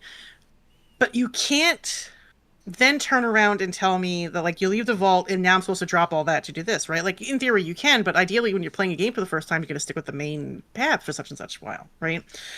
So either lean into the family aspect and really drive home that sense of urgency, because you can, like, have an entry point, balloon out, rail it, balloon out, etc., etc., so people have chances to kind of weave in and out the freedom of open world with some on railing, right? Or alternatively, completely eradicate the family story, do something completely different. Because again, speculative fiction, we keep harping on this point. You can do whatever you want. You could write whatever story you want in this universe. It doesn't have to be tied to family. It could literally just be, you are a pre-war person. You've, frozen for, 200 plus years. You get out and now you have to figure out the world and figure out what to do and kind of follow your way and find these factions and figure out who to join with, etc., to be safe, etc., etc., right? So for me, like, I feel like it both of these narratives are sort of bumping up against each other, and it makes for a mesh that doesn't quite work together. Like, you can have an open world and that's fine, but does it make sense with the narrative you're providing? No. Just rewrite the narrative, put something else in. Yeah. I don't know, man. I don't know how you would make it work. Like, how would you rewrite that narrative so that it's okay for people to ignore it effectively? Well, kind of like what Gump is saying, right? Like, it's player driven. So look at something like, okay, so even looking at something like New Vegas, right? Like, okay, your main quest, you got shot in the head, you only know a little bit about this person from what you can remember, you figure out, what to do. There is urgency there. Like, yes, you want to get to New Vegas as quickly as possible, and you can go through that path, but you can also veer off that path at any time, right? The Yeah. urgency is there, but you could choose to go help the NCR do some quests. You could choose to, help out, stay in Good Springs and help them out, protect them from the Powder Gangers. You could choose to join the Powder Gangers. You could choose to fuck around in Nipton, or fuck around in Prim, or just kind of goof around and explore, right? So New Vegas, I think, balances that fairly well, where yes, you have this, whole open world, but there's still this urgent quest that you could still get back on at any time. It still provide that sense of urgency, but you could still fuck around and do whatever you want, right? And I think that's the big difference in the writing. They grok the world building and the characterization and the narrative a lot more than I think Bethesda does. And I'm really trying not to turn this into a shit on Bethesda like hour, but there are Bethesda, like I said, they do some things right. But I think when it comes to their writing and their world building and the storytelling, there are a lot of flaws, a lot of missed opportunities. About the only thing that I think that Bethesda really has ever excelled at is the world building, right? Mm. That is like, going out into a wide open world and finding like little grottos to poke in and see what's going on, you know. Mm. And there's like a self-contained story inside of those. So and Fallout 3 and Skyrim, I think, were the peak of that. Fallout 4 was still pretty good as well. But I don't know how they're gonna like. They definitely didn't have that in Starfield. Oh Well, boy. I see. I can't. I haven't played Starfield. I can't comment on it. Um, like I don't know. I can So only really speak to Fallout. okay, so moving on from the primary like narrative conflicts and how your quest versus like getting distracted and everything in Fallout 4 go.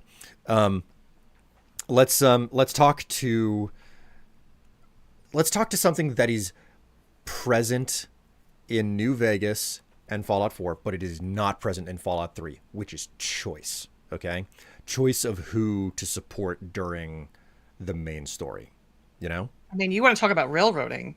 Like Fallout 3 is basically like it. You don't really get an opportunity to deviate from that.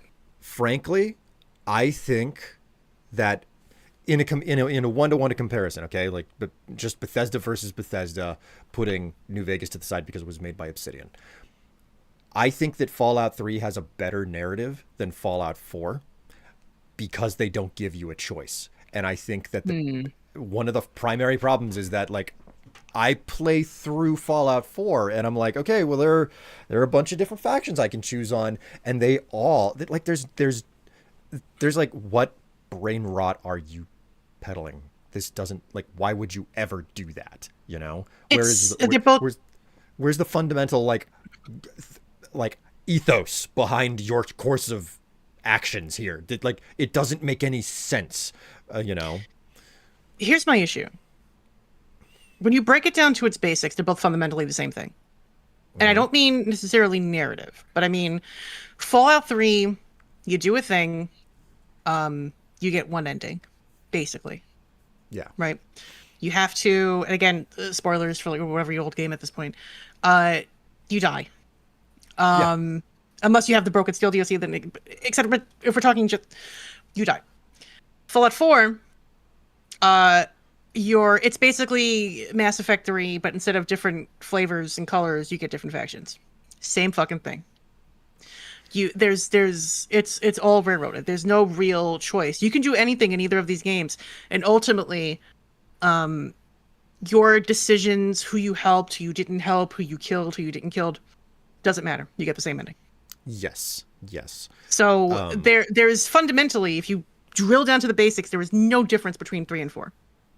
so, and for that reason, for what you are describing right there, I'm like, no, just give me 3 because then you're not giving me the illusion of a bunch of different choices with different outcomes. Mm. Like, You know what? Fair. That's fair. like that's my whole attitude. I'm like, listen, if you're not going to actually do something fundamentally different where it's like, oh yay, one faction, the wasteland suddenly blooms nice and green and like fresh water comes to everyone, even though that wasn't the narrative in Fallout 4. Like that's the end of like if you choose this faction. And then if you choose another faction, you just burn down all of the cities and you piss on the rubble, Because that's the, evil anarchist whatever ending, right? And it's like, okay, fair. That was the whole point of that choice was to be the evil conclusion. But if they're all just the same level of like, no, you didn't really change anything about the course of the Commonwealth, then Mm. don't give me the freaking options then. Just keep it like Fallout 3 and say, no, this is the character that you were supposed to be playing no matter what you did. So Mm. this is the ending you get, you know? Now, there's discussion to be had here where you could make the argument that like as far like from a character perspective, from a player perspective, all these little things that you do help or hinder all these individual stories in the wasteland, whether that's 3 or 4 or whatever. And ultimately, like how much can one person change the larger world, right? And I think that could be an interesting question, but Bethesda doesn't really frame it that way. It doesn't make you think that way. It's all about, and it's especially, and this is where it goes back into the marketing, where it's like, oh, your decisions will have consequences on all of these different things. When the reality is that, once again, 200 endings, just one ending, really, right? Yeah, So yeah. it's again, you can't have it both ways. You're trying to have your cake and eat it too, and it's like, no, you got to commit. Either say, hey, this is an open world game, but ultimately, you're going to beat the game, you have to follow this path, and you're going to only get the one ending, or branch out. And again, branching out takes a lot of development time. It takes a lot of writing, a lot of voice acting, a lot of checking, a lot of making sure that this hits this and this interacts with this. And this, it's substantially more work. But the payout is so worth it. But Bethesda doesn't, and again, speculation, doesn't seem to care about the payout. It cares about the initial drawing people in and getting them to purchase the game. Oh, at the end of the day, I think it's more about the fact that they just want to give you a large place to explore, you know? Which is fine, but then don't advertise it as a Yeah, game where your yeah. choices matter, because And that's at the end of the just day, they that's don't. the whole aspect of it. I want Bethesda to give up on the your choices matter situation, and what I want them to do instead is to just be like, no, we've written one story, it has one beginning, it has one middle, and it has one end, and yeah, there are going to be some variations based on what some of the NPCs are like. It's real good. You remember that one time we blah blah blah, and they'll only say it because you did it, that Right, one right. side quest or whatever. But like that's as far as it goes. It's like, no, just like, you're stop trying to give me choice, because none of the choice really seems to have any meaningful value. So just Right. write your one single line story. And to be honest, like, there are so many of the games out there with multiple endings. I'm like, I've got so little time. I don't know. It's kind of unusual for me to play through a game more than once at this point. And whenever I go and play through something like a Fallout game, like Fallout 4 or Fallout New Vegas, it's like, yeah, the like, even with the great writing in New Vegas, it's like, I'm not really all that invested in the ending. I'm playing this because of the middle part of all of the stuff I do Sure. in between the start and the end type Sure. situation. But So, if we can pivot to New Vegas, here's the difference. New Vegas, for all of its flaws, and it does have flaws, the stuff that you choose to do in the game actually matters to the world, mhm. right? So, like, for example, looking at the boomers, right? You could choose to eradicate them, you could choose to work with them, you could choose to ignore them. And whatever you decide to do is going to have not just an effect on that particular faction, but their relation to the other factions and the rest of the Mojave. And you get this spelled out pretty clearly, not just in the text of the game, but in the various ending slides that you have as well, right? Yeah.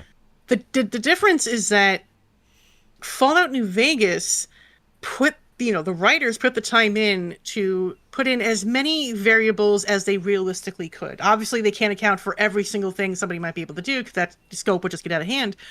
But they put the work in going, okay, what are the most realistic options? 5 or 6 options that a player could do. How is this going to affect the world? Something with Fallout 4, like, yes, you have the option to join the Minutemen, join the Railroad, join the Brotherhood of Steel, which I'm sick to death of the Brotherhood of Steel away, or join the Institute. But at the end, the only thing that really changed was maybe a handful of NPCs no longer interacting with you, and you got different characters in your ending slide. Like, Yeah. There's there's also the fact that we have to actively acknowledge that you can play after the conclusion in Fallout 4. You cannot play after sure. the conclusion in New Vegas. And Oh, this is right. an enormous factor in, like, seeing the effects of your actions, you Right. know? It's forcing you to commit, which I don't mind, because New Vegas is such a large world. By the time I hit the end point, I decided to go with NCR. Um, because they were the kindest to the followers of the apocalypse, who I love. I love the followers of the apocalypse to death. They're my favorite faction. But like, it forces you to commit. Like, you can load up a game save at any point and go back and explore the world, do the DLC, etc., etc. But like, it forces you to make a decision, and I don't hate that. I actually Yeah. think that was a pretty smart way to do it. It forces you to confront the choices that you made, and there's a finality there, which I really like. Oh, I fucking What hate the is Brotherhood of Steel. Don't even get me started. I'm so sick of the Brotherhood of Steel. Okay. So let's dig in. Let's dig into that aspect. How the Brotherhood of Steel were something that they weren't really intended to ever be as big as they have become. Bethesda Crazy. seemed to really latch on to them as an icon of the franchise because of the power armor, and it was like, okay, we need to actually do something with them, and we don't really understand what their purpose and commentary was about, like Mhm. being unnecessarily obsessed I with mean, yeah, like you want to talk cargo cult, like the Brotherhood of Steel. yeah. Um, So my my issue with them is kind of what you're saying. They're just so fucking oversaturated, not just in the marketing, but in the games themselves. And like the Brotherhood of Steel was a sort of hidden faction, to an extent in one and two, right? Like you had to mhm. go and actively seek them out, and they kind of had their own thing going on, gathering technology, et cetera, et cetera. So like, Yeah, their entire purpose from the beginning was that they are secretive and they're trying to collect things and keep them to themselves, which lends to the concept, yeah. like the Brotherhood of Steel as you see them in New Vegas is way more in line with the Brotherhood of Steel as it was written in the original material. Also So way more fucked, but that's we'll get to that in a second. Um, I want to hit 2 points that Woods Gump is saying before I continue what I was going to say. So Woods Gump wrote, "It's like as if the devs wanted you to be good or save the world because the evil ending result in a game over." True, 100%. So even then, you were being kind of pushed to being a good aligned character, right? And they yeah. also go on to say that Brotherhood of Steel are the poster boys for Fallout, like the Ultramarines and Warhammer. Exactly. My issue is that okay, so look at the marketing for Fallout 1, Fallout 2. Fallout 1, you had a Brotherhood of Steel um, helmet. Fallout 2, you had the Enclave helmet, right?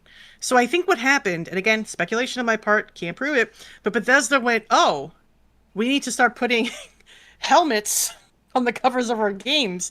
Let's go back to the well and do Brotherhood of Steel for 3. Okay, fine. Then we have Brotherhood of Steel for 4. Then we introduced the Brotherhood of Steel to 76, which makes no sense. And then like it's It's a situation where it's like you need to come up with new like that. This is the thing, it is an image issue. It's like we have to have specific imagery for the game to be Fallout, and if we don't have that imagery, then it's not a Fallout game. Therefore, we have to do whatever the hell we want with the narrative just to make certain that certain factions and their imagery specifically is present in Fallout, right. you And know. again, the people at Bethesda, they've got some talented writers there, man. Like they could come up with any number of factions, any number of organizations, of groups, of cities, of peoples, and they keep going back to the well because oh, I recognize that. Well, Like I'm gonna have to correct you there, Goggles. Bethesda does not have writers on staff.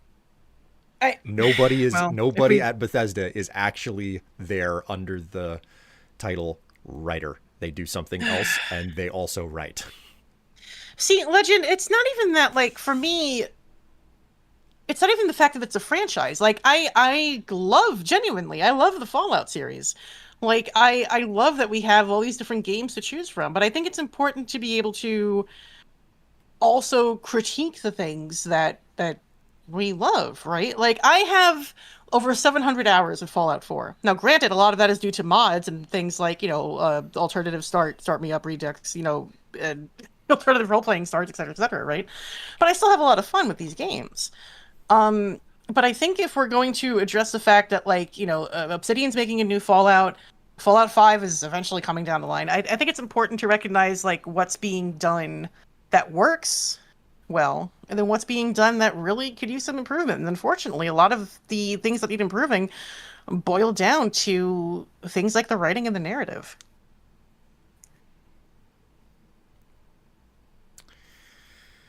Oh, I I nary know what to say about the fact that there's I don't expect there to be a fix or a change for the narrative, Mm. surrounding Fallout in general. And frankly, with modern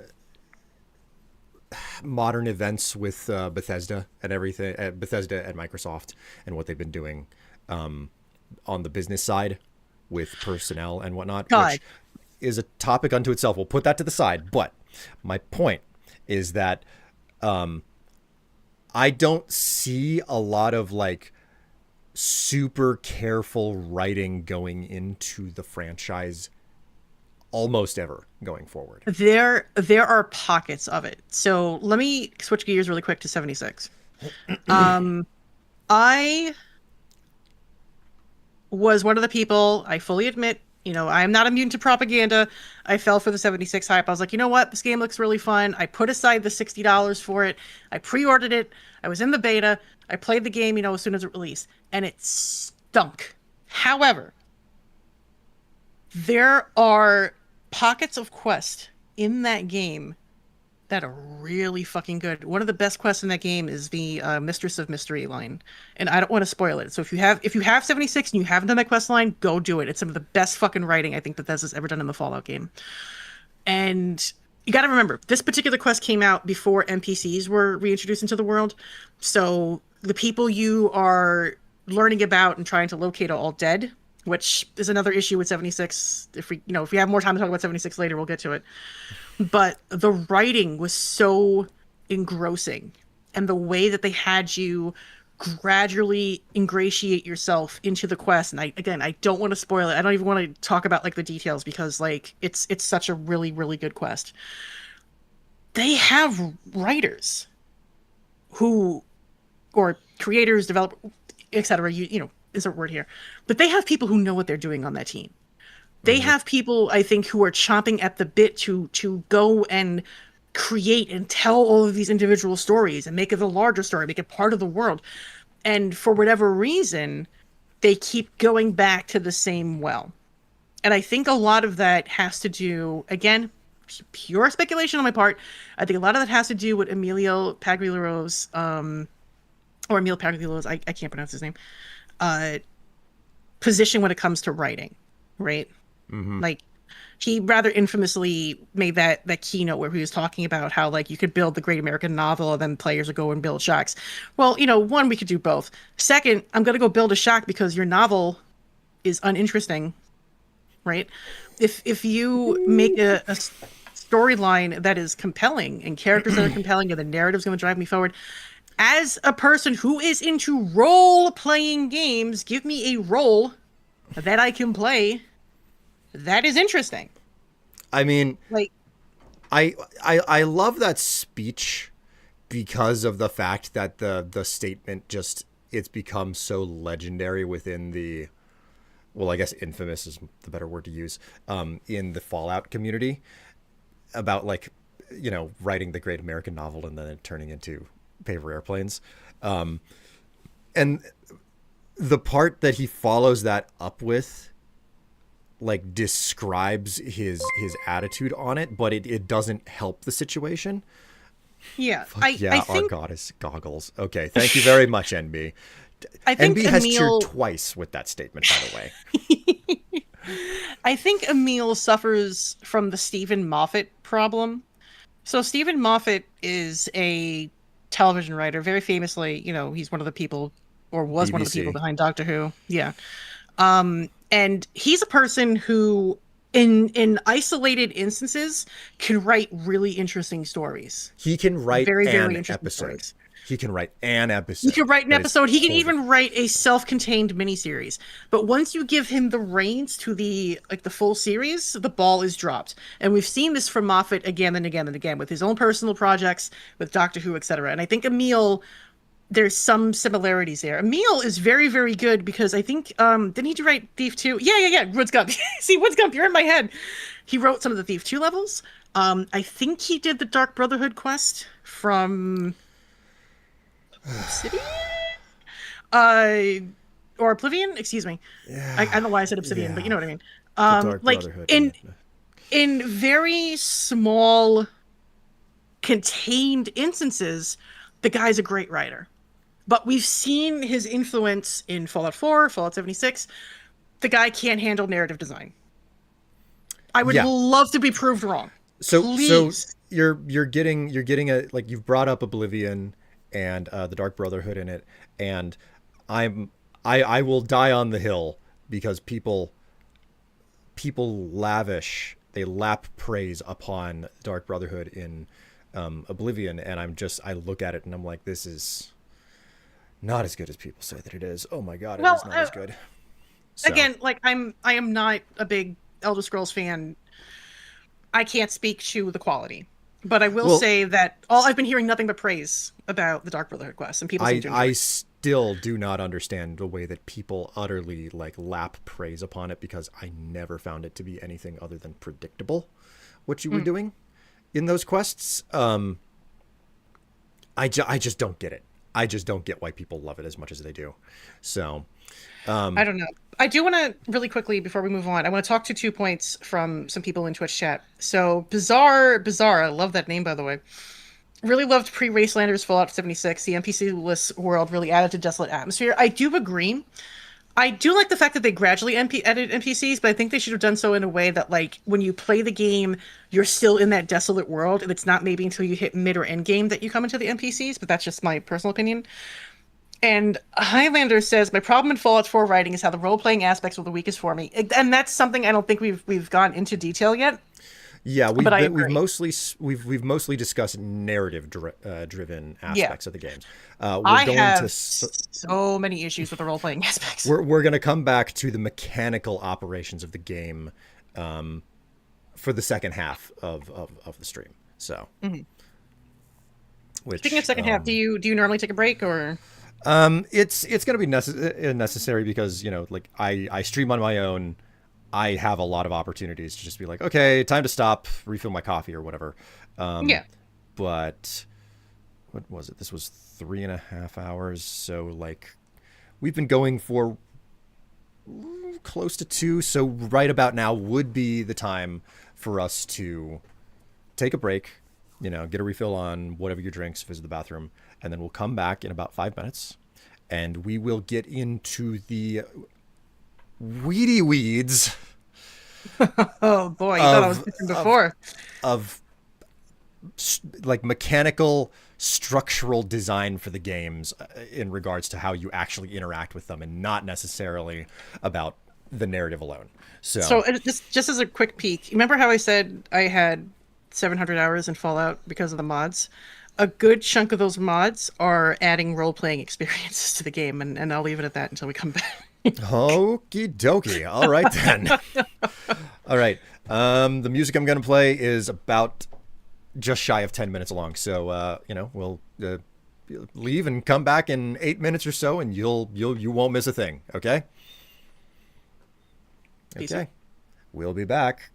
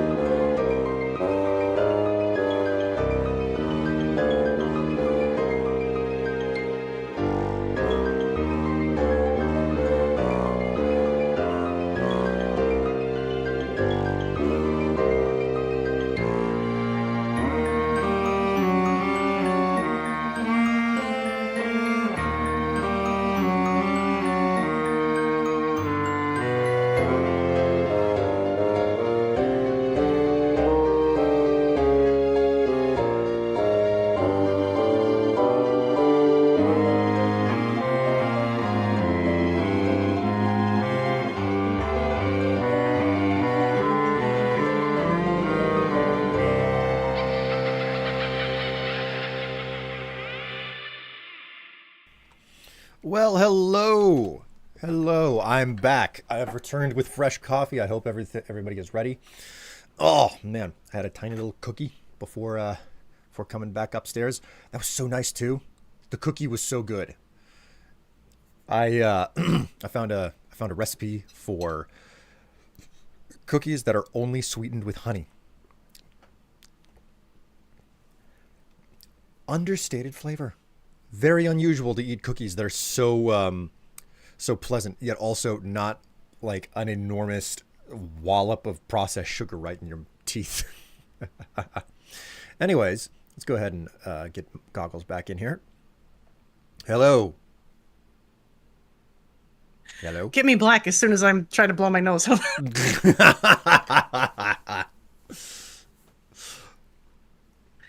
Okay. All right, so we have returned. We're ready for the second half of discussion, specifically about the structural gameplay aspects of the Fallout games. Okay, and Yeah. once again, just to reestablish the boundaries of what we're focusing on here. This is Bethesda versus Bethesda. We're mostly focusing on the way that the games are developed or designed Fallout 3 and onward, because let's face it, without Bethesda, most people probably still wouldn't know what Fallout ever was. So Right. we're And focused again, on credit. we're focused on what it is now, not necessarily what it was at its inception. So Yeah. And once again, I mentioned this earlier, but credit where credit's due.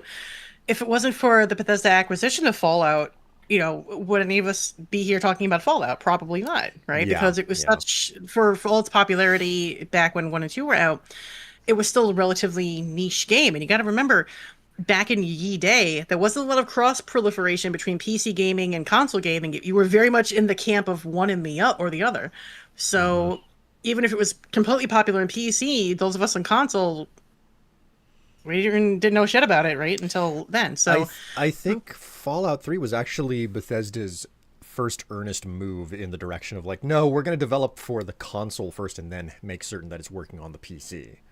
mhm. If I'm remembering correctly, I because Oblivion had all the trappings of like a PC game that was then like ported over to console, and they had to be like, okay, well, we put all these buttons for a mouse, and we just kind of have to slap an A, B, X, or Y onto stuff arbitrarily across the UI. So Fallout definitely felt like it was designed from the ground up to work with a controller before the PC aspect was really given too much consideration. So, mhm. which obviously, widening the pool of potential players, as it were.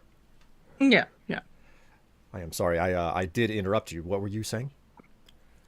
Well, I can't remember now. I'm sure I'll That's get to I'm it when I get to it. Okay, so I'm going to go ahead and start us off with Fallout 3, and specifically some of the things that Bethesda had kind of learned from the preceding game for them, which was Oblivion. Mhm. So in Oblivion, it was possible for you to pigeonhole your character into being severely like you could have a severely minimal number of life points. Okay, Mhm. in Oblivion, and it was because of the way that they built systems and how it was like, well, if you don't really like enhance this number super early in the game, then the amount of like health increases you're going to get across the game are going to be very diminished. Mhm. So they came away from that learning. It was like, okay, well, there are things where we should really kind of like stupid proof the system, It's like, Mm. okay, people who are not, they look at it and they're like, oh, it's first person and you got a gun. I've played Call of Duty. I'll have no problems with this, because that was the environment that they were absolutely launching into with Fallout 3. Mm. So they had to go into it. They went into it and they were like, okay, we have to idiot proof this game to a certain degree, so that right out of the gate you can, with a pretty significant amount of ease, have a pretty modestly powerful character in the game. So it's not possible to screw your character up unless you are really, really trying, or if you are just randomly messing around with numbers on a stat sheet without any concern for how they're going to affect your character. Mm. So it is entirely possible for you to end up with a desperately weak character in Fallout 3, but most people would just pick it up and leave a lot of the defaults where they're at, and not like subtract numbers out of one area and then dump them into another area. That's very much so like Mm. something that who's used to RPGs is going to do. It's like, oh, I'm going to take numbers out of my charisma stat and I'm going to put them over in, like my endurance stat or whatever. So most people, they're just going to be like, yeah, okay, they've basically given me jack of all trades numbers, and they're going to give me some more numbers to put in places. Which actually, that task in and of itself was a problem, evidently, for a lot of players, because it was quote unquote boring. Those are the words that Bethesda used. So, hence the reason why the RPG mechanics have basically, let's just say, changed for now over the course of the games. So, Once again, this is the Call of Duty-fication of AAA games, right? Now, I say this as somebody who on a surface, I have no issue with Call of Duty. I actually really loved Modern Warfare 1 and Modern Warfare 2, the original plot lines where you had like Silk McTavish and Price and everybody. Like I really enjoyed those games. Once again, this goes back to something I was saying before, where you can't make a game that is going to satisfy everybody. Even a AAA game, it's not going to satisfy anybody. If you're selling a game and you're pushing the concept of choice and consequence and your stuff matters, I hate to tell you this, but you're making, to some extent, a role-playing game, and that role-playing game needs to have common role-playing elements. And if some people find that boring, that just means that this game is not for them. There were a million other games they can find that will be quote unquote less boring. I feel like if Bethesda had stuck to what makes a role-playing game strong, things like skills and different choices depending on where you allocated those skills or perks or your special, it would have made for a much stronger game. Would it have maybe sold as much? Who knows? Maybe it might not have sold as much. Maybe it would have sold more if they were like, yeah, this is like a true RPG experience, right? Their movement away from that was a huge detriment, and their simplification of the role-playing aspects of the game makes for a weaker game. yes. Okay. So I'm gonna get into, God, the amount of playtesting that I have done between these games to write up an enormous script to just basically not use it is Yeah. kind of a bit of a crime.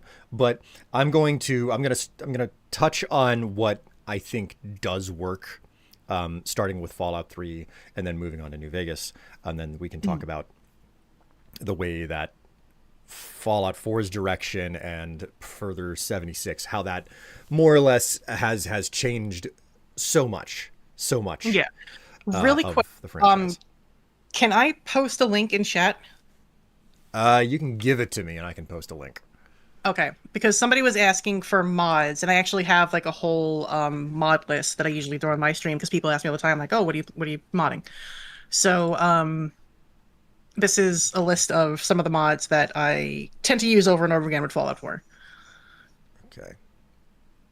I am going to double check this link to make certain that it can be used in a particular manner.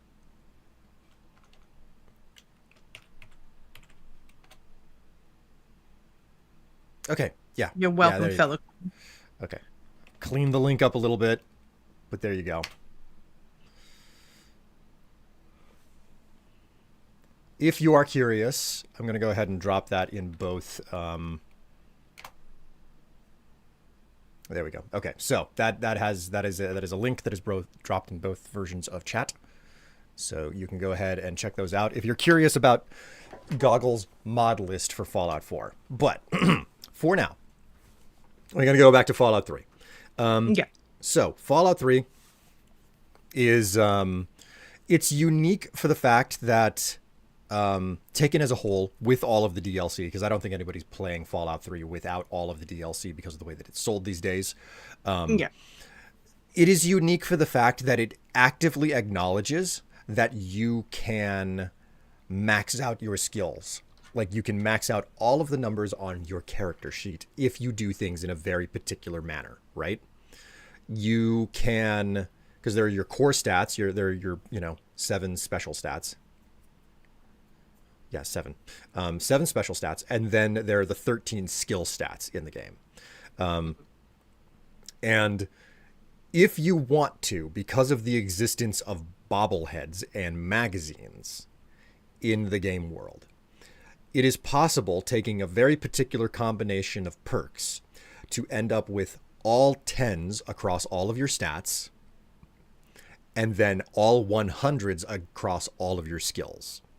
And that's done through a combination of, setting your intelligence to a specific level so you get the most possible The max skill amount of points. skill points. Yeah. You take perks so that the skill books that you find in the world give you 2 skill points instead of just 1.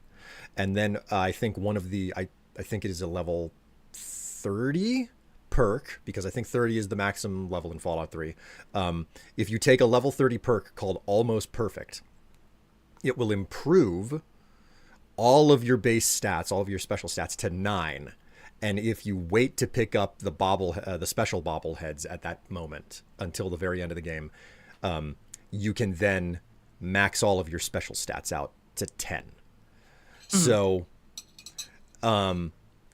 like this says a whole lot about very careful balancing and design in regards to the fact that they want to allow players to basically have a character where they get all their numbers to maximum. And it is possible to do, and it requires you to do some rather unique things and play a particular way, but that is a feature that is available. I've never done it because it is so restrictive in how that you have to play your character, right? Yeah, like But you could it's certainly there. min-max if you wanted to, right? But I think for the majority of people, you were kind of urged to kind of pick a specialization. So like certain perks that you got, for example, right? Like Daddy's Girl, Daddy's Boy. If you're going to pick things like that, okay, you're leaning more on like the medicine science track, right? Or if you're choosing Four Eyes, right? Okay, well, you're leaning more on perception and making sure you have certain things in your inventory. The fact that it's still like you could min max if you really want to put the effort in, but more realistically, you were probably going to focus on a handful of special stats, a handful of skills, a handful of perks to really customize your character. And then I think Yes. New Vegas really took that to the next level. 4 just went. Let's keep putting 4 to the side for now. Okay. The sooner we get into 4, the less we talk about what was actually working before 4 happened.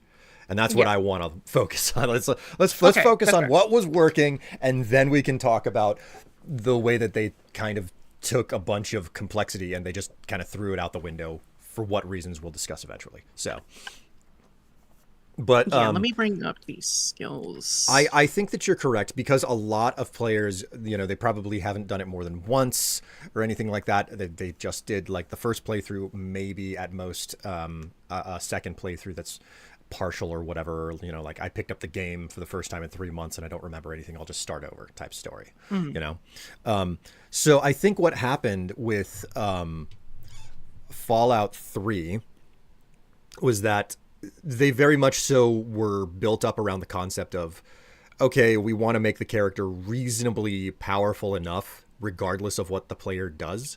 So you get a bunch of points by default to distribute unless you mess around with your character sheet in a detrimental way, which is possible, but kind of unlikely. Most people, like I've said, one of the reasons that Bethesda decided to make changes to the systems was because evidently a very large number of players who picked up Fallout 3 their eyes glazed over whenever they had to distribute numbers into a system.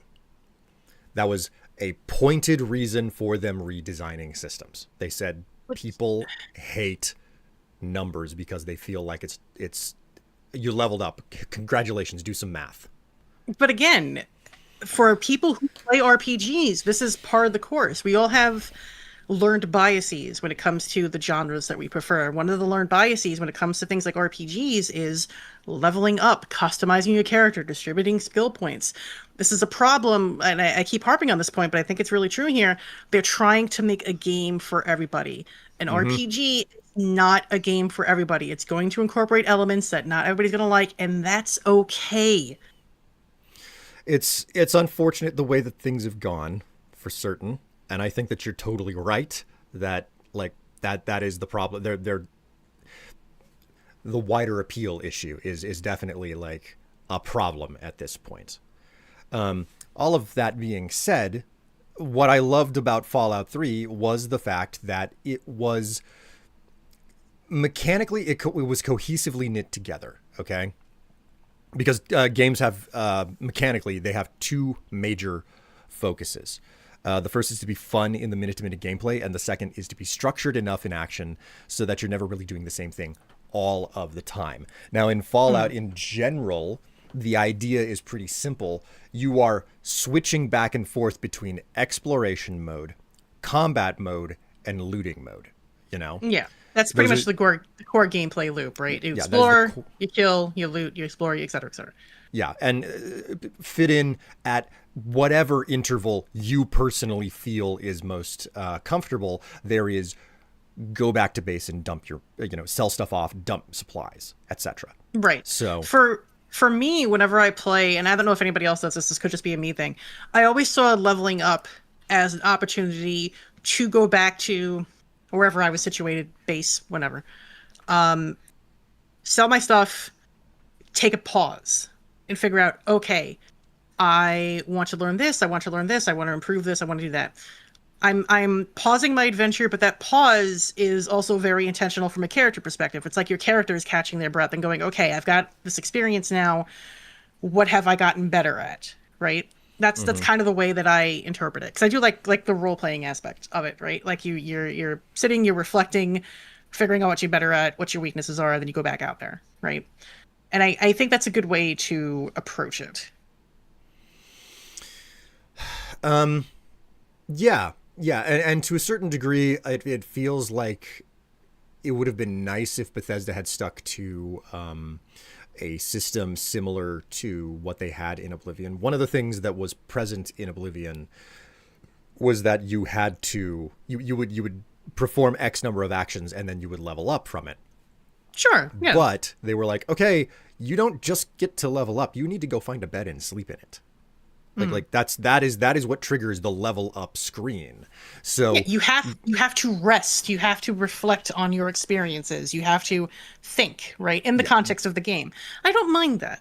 I actually don't mind that. I think it builds on the concept of the natural gameplay loop, especially the gameplay loop in Fallout 3. Well, just in the Fallout franchise is a lot more pronounced than it is in Skyrim, because in Skyrim, or the Elder Scrolls in general, it's more about going back and selling off what you found that was good, and maybe like buying supplies to repair your equipment again. But in Fallout, like there's a much larger focus on crafting. Even though it was very limited in Fallout 3, it was much expanded in Fallout New Vegas, and it's basically the whole purpose of Fallout 4. Right, like it's all when collecting junk is to So the concept of like, oh, you got to go find a bed to sleep fits in way better with basically all of the Fallout games, where it's like, yeah, you kind of need to go back to base now anyway, so why not use the bed in, home to do that type situation. And I'm also like, I'm not against this concept of like, oh, you leveled up, you got to sleep, but it's still possible for you to build 2 or 3 levels at a time. That was one of the problems with Oblivion. It was like, oh, you can level up now, but if you don't sleep right away and you just keep playing, you're going to be wasting certain stat boosts if you stack multiple like level ups. and you have to Yeah. sleep back to back to back to back type situation. And So B, in survival, the only way you can save, I think, is by sleeping in a bed. yes, in which frankly Fallout 4's survival mode is one of the better examples of survival. I think that exists in an open world Yeah, game that was I like agree with that. retroactively put in. It's definitely better than the survival mode that exists in like Skyrim that they retroactively patched in. Mm. That just it doesn't work. It is not play tested properly. But man, with Fallout 3, I have more experience with this because of the fact that I did like actual gameplay experience, like in series and whatnot, about trying to play a character that makes no sense whatsoever for Mm. like what I would normally do. So one of the mechanical things that Obsidian did whenever they were making New Vegas was they looked at all of the guns in the game, and the weapons were categorized into, hand to hand, so like punching weapons. You had melee weapons. You had small guns, you had energy Yeah, big weapons, and then guns. you Yeah. had big guns. So Obsidian looked at that and they said, "We've got a problem with the way that a bunch of this is designed.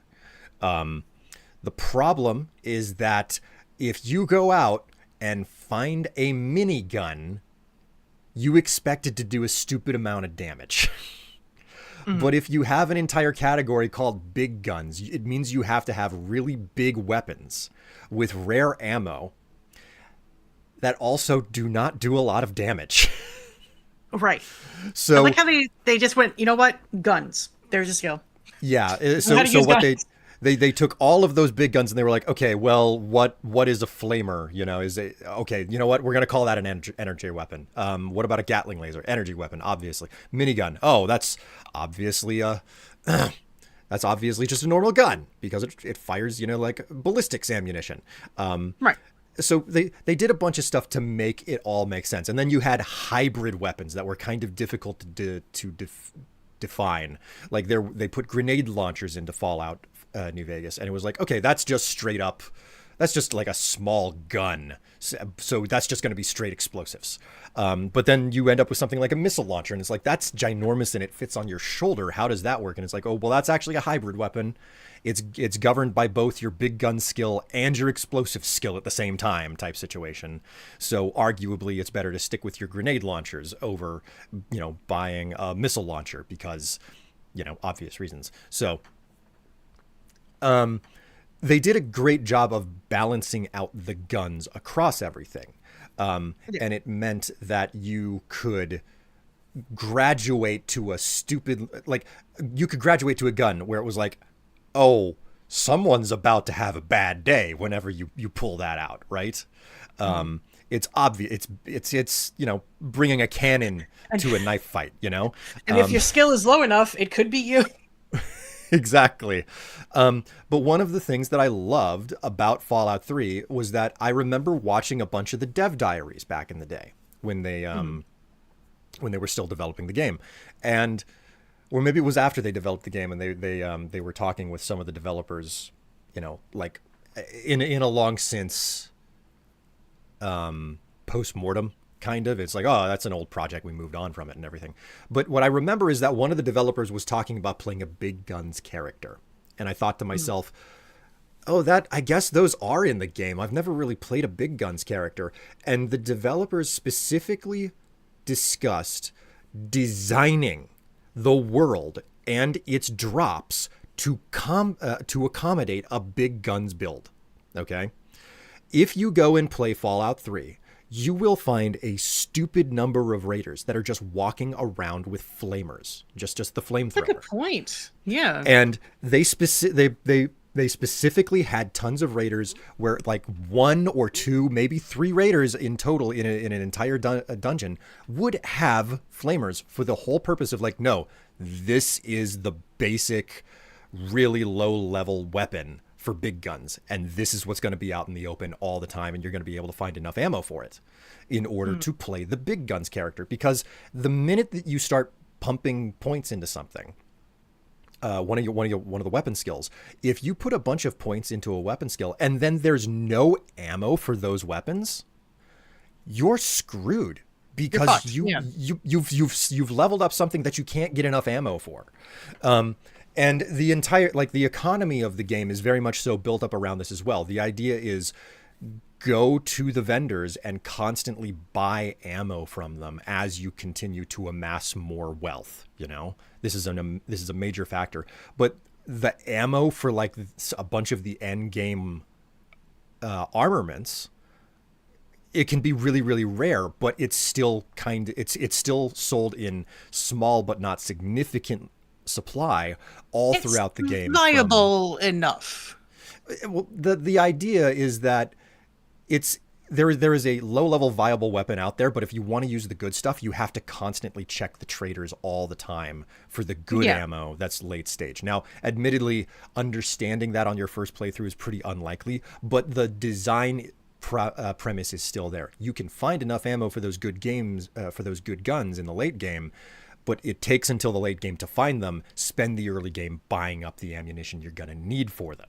You know, Yeah. I I'd also remember argue. I'm sorry. Good. I remember playing through Fallout 3 for a series on my channel, and I specifically played a big guns character. I was like, I've never played a big guns character. That's what this is gonna be. And what I did was I constantly bought like the high power electron charge packs for like a Gatling laser, which I wouldn't get until the very very end of the game. So I was Hmm. constantly buying it, and I like every single episode. If I bought and sold anything, there was a full breakdown of what I bought and what I sold and what I made or what I lost. So See, what? and this could just be me, but whenever I found like a special weapon, like a flamer or something, I never touched that shit because I'm like, okay, I'm probably not gonna find a bunch of ammo for it. Let me be really sparingly, using this, and then if I come across an enemy that's giving me trouble, that's when I pull out like the big guns, right? Metaphorically or otherwise. But otherwise, I feel like even in the first playthrough, you can kind of get the gist that okay, this is a special weapon. I'm not gonna overuse it. I'll use it when I need to. Otherwise, I'll stick to like my 10 millimeter and 9 millimeter or whatever the fuck. Yeah, yeah, yeah. I totally understand that. And like that was the exact same mentality I had going into like my first, I don't know, 4 playthroughs of the game or whatever. I played through Fallout 3 start to finish more than any other Fallout game. But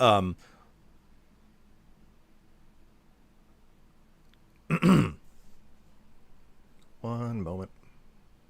Sure. Yeah, there we go.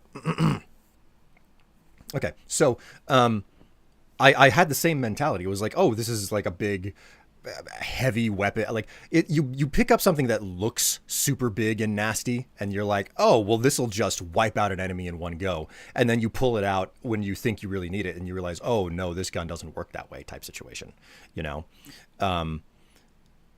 And the like Fallout 3 was not designed that way.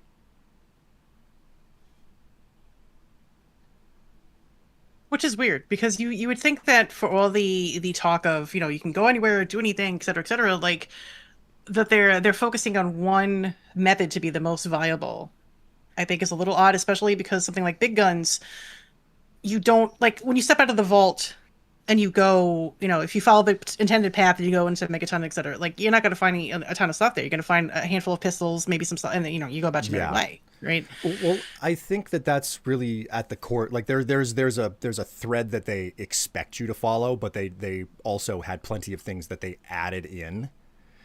Where it's like, well, if you want to go off the path and you want to do something a little bit different, we plan for that as well, right? Yeah. There's the obvious path and then there's the not obvious path, and they both need to be viable. And that's one of the things that I love about Fallout 3. It's the fact that the other off path is still viable. There is still Yeah. enough melee weapons that show up in the game. There are still enough fist weapons that show up in the game. Oh, excuse me. So it makes total sense for the game to you walk into it and it's like, okay, laser weapons are kind of like your second option, and then your your small guns are like what makes the most sense because that's what you're seeing the most of, right? Right. So Um, logically, you go, oh, okay, well, I'm seeing a bunch of like 10 millimeter pistols in the ammo. That's what I'm going to focus on. I'm going to focus on, small guns. yeah, yeah.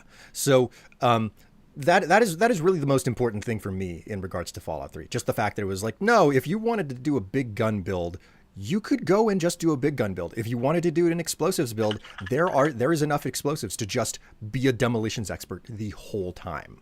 You know. Sure. Welcome to Here's the thing, though. everyone who's just popping in. By the way, I see many of you were just very engaged right now. So Hello, hello. Here's the thing, though. If we're going to talk about skills, particularly when it comes to Fallout 3, we got to talk about speech. And, God, Fallout 3 makes speech kind of a useless skill due to the percentage, how percentages work. yeah. Okay, so should do you want to explain this or should I about how Well, speech works in the game? Because mechanically explaining it I is important. think, yeah, I think you should do it because I've played Fallout 3, but not to the extent that I've played New Vegas and 4. So if you want to go ahead and take that, go ahead. Okay, so the way that Fallout 3's speech system works is that there are various speech checks that you can pass within the game, but when you increase your charisma skill and your speech skill, you are not actually hitting. None of the speech checks work in a manner of like, oh, you need like 25 out of 100 speech points, Mhm. to pass this speech check. It does not work that way. It works in a manner of everything is still a full-blown D&D roll of the dice, and you Mhm. just create a weighted dice. And some of the hardest speech checks in the game, the absolute hardest speech checks in the game, when you have a maxed out charisma stat and a max speech skill, you still only have a 50-50 chance to pass the speech check because it is a random throw of the dice. Now, there are a lot of really easy speech checks where it's like, no, you're basically guaranteed to pass that if you have a high enough speech skill. But the fact that it is fundamentally built on a random dice roll no matter what kind of takes the wind out of the sails of being, like a savant or a charismatic Right. individual. Like Basically, you can have 2 points in speech and still pass the check. Really. yeah, So it's if like if super you unlikely, but that's how sure, it's built. but it's So possible. And the other issue with this as well is the fact that you can save scum. So if you can save scum, if you're able to save at any point, go back and then just redo the thing, then it's like, well, why even bother with percentages in the first place? Either make it so that you can pass it or you don't. Like, which lends which is itself to the next question of like New Vegas, which is like how much did the speech skill even come into play in New Vegas with how much they relied on your a other skills? ton. Well, A but ton, though. there's Here's also the the thing. fact that so many of the speech checks weren't actually speech checks, they were skill checks from other abilities. That's true. However, like one of like the very last boss in the game, depending on how you're playing it, you can Oh only yeah. beat him with like 100 speech check, right? But I mean, speech still came into play with all sorts of little like side quests and faction works and different things that you could do.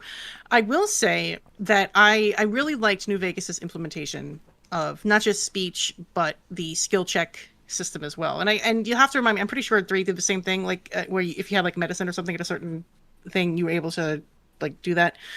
But Fallout New Vegas is really where I think skills shone Oh because not yes. only did it give you a variety of options, but it really made you feel as if your character creation choices mattered.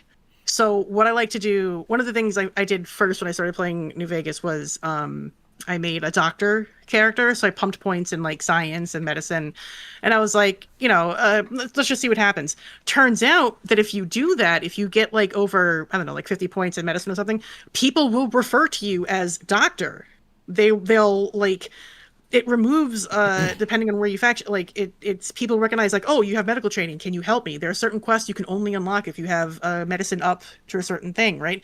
Like the game acknowledges that you made a character in this very specific way, which at the time I was like like, what do you mean you recognize that I I have training? That's so fucking cool. um So that's really I, where I think it I, excels. I mean, I think my favorite thing that came out of New Vegas in regards to the medical skill was not just the successes, but the utter disastrous ways that you could fail Oh, when absolutely. And some of those trying were really to. funny. It's just like you you realize that like someone needs a leg amputated, and then you get into it and you realize you're working on the wrong one because your medical skill is too low. Because It's you're just right, like, right, right. Like you could and then you really kill the person fuck in the people's days. process because they bleed out because of this utter Right. and complete disaster of a maneuver that you took. And But it let you do that. Right. And the fact that it let you do that was again like such a wild thing at the time because like how many games not only, like you had the opportunity to fail, but also gave you the consequences of that. Sometimes they were funny, sometimes they were serious, sometimes they could drastically change the course of the game, right? they went further in on it too because it was possible. Like they didn't give you like clear numbers on how to on what it would take to succeed at like a medical procedure. They'd just be like, Mhm. low, medium, or high medical skill. And it was like, well, I don't know where they're drawing the line on that. And then I remember trying to help one of the patients, and it said, just before starting this, you realize you don't know enough to help. And it was like, oh, I must be 1 point shy, and they're throwing me a bone. They're like, you're smart enough of like your character's smart enough to know you shouldn't be doing this, so you stop what you're doing. So Oops. But like it really the thing, and I know I have a lot of fondness for New Vegas. One, because it's the first one I started with. Two, because I genuinely enjoy the game. It really cared about your character creation. It really cared about your choices. It really gave a shit about where you wanted to take your character and what you wanted to do with it. You could again min max if you wanted to. It's fairly easy to do. Again, you've got bobbleheads, et cetera, et cetera. But like, it was so satisfying to pick a customization because not just from a role playing perspective, although that was a large part of it for me, but also because like any build was viable. Truly, any build. yes, yes. Whereas with some of the other games, non-combat builds are either not an option or not viable. Yes, I mean they like the whole purpose that the follower boon exists in New Vegas is because like no, you're doing a pacifist playthrough or something. You don't fight. Your companion does the fighting for you, and he's a crack shot. He basically headshots half the time that he runs Right. around with you.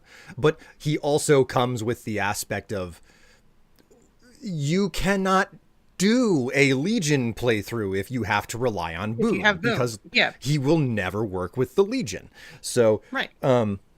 it's not that all playthroughs need to be viable for all the ending possibilities or the factions. It's that you have an option based on your skill set no matter what. And frankly, based on like thematically that makes sense because the Legion is not a faction that is focused on diplomacy in any way, shape, or form. The No. NPR is way more diplomatically focused, and they're in a position where they are against a rival faction that they have to fight type situation. So Yeah. other like it's made abundantly clear, and there are plenty of characters that aren't happy about it in New Vegas. It's like, hey, I don't really like how the NCR just rolls in and says, hey, we kind of own things now, but we're I not mean, going the to kill. NCR is Yeah, is thinly veiled expansionism, right? Like, let's yeah, be real. yeah. So, However, compare that but to the Legion. yeah, and it's like it's a situation of like, okay, well, they're not perfect, but also they're doing the type of expansionism where they're like, well, we don't need to kill you. That's not our focus. Just pay us some money. That's all you have to do, you know? And it's like, well, I know which is a better outcome, but at the same time, like you're gonna run into characters that aren't happy about that, right? Which is Sure. completely expected.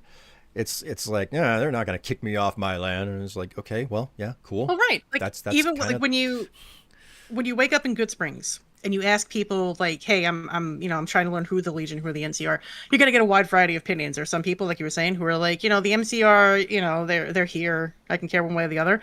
Some people are like, yeah, no, fuck the NCR. They take over your land. All they want from you is taxes, whatever. And then there are some people who are like, fuck the Legion because X, Y, Z. Fascism.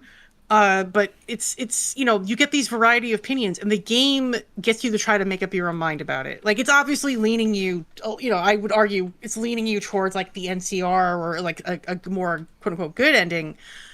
But you could totally disregard that and go, no, fuck that. I want to join the Brotherhood of Steel. I want to join the Legion, whatever, right? Mm-hmm.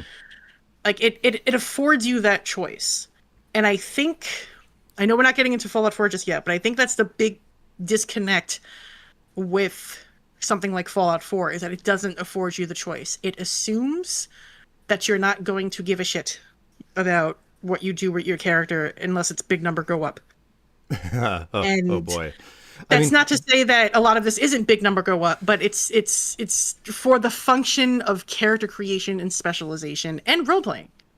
we are veering off into the narrative once again, but now we got 45 minutes left before we got to stop. So Okay. there's no getting around what we were coming up to at this point.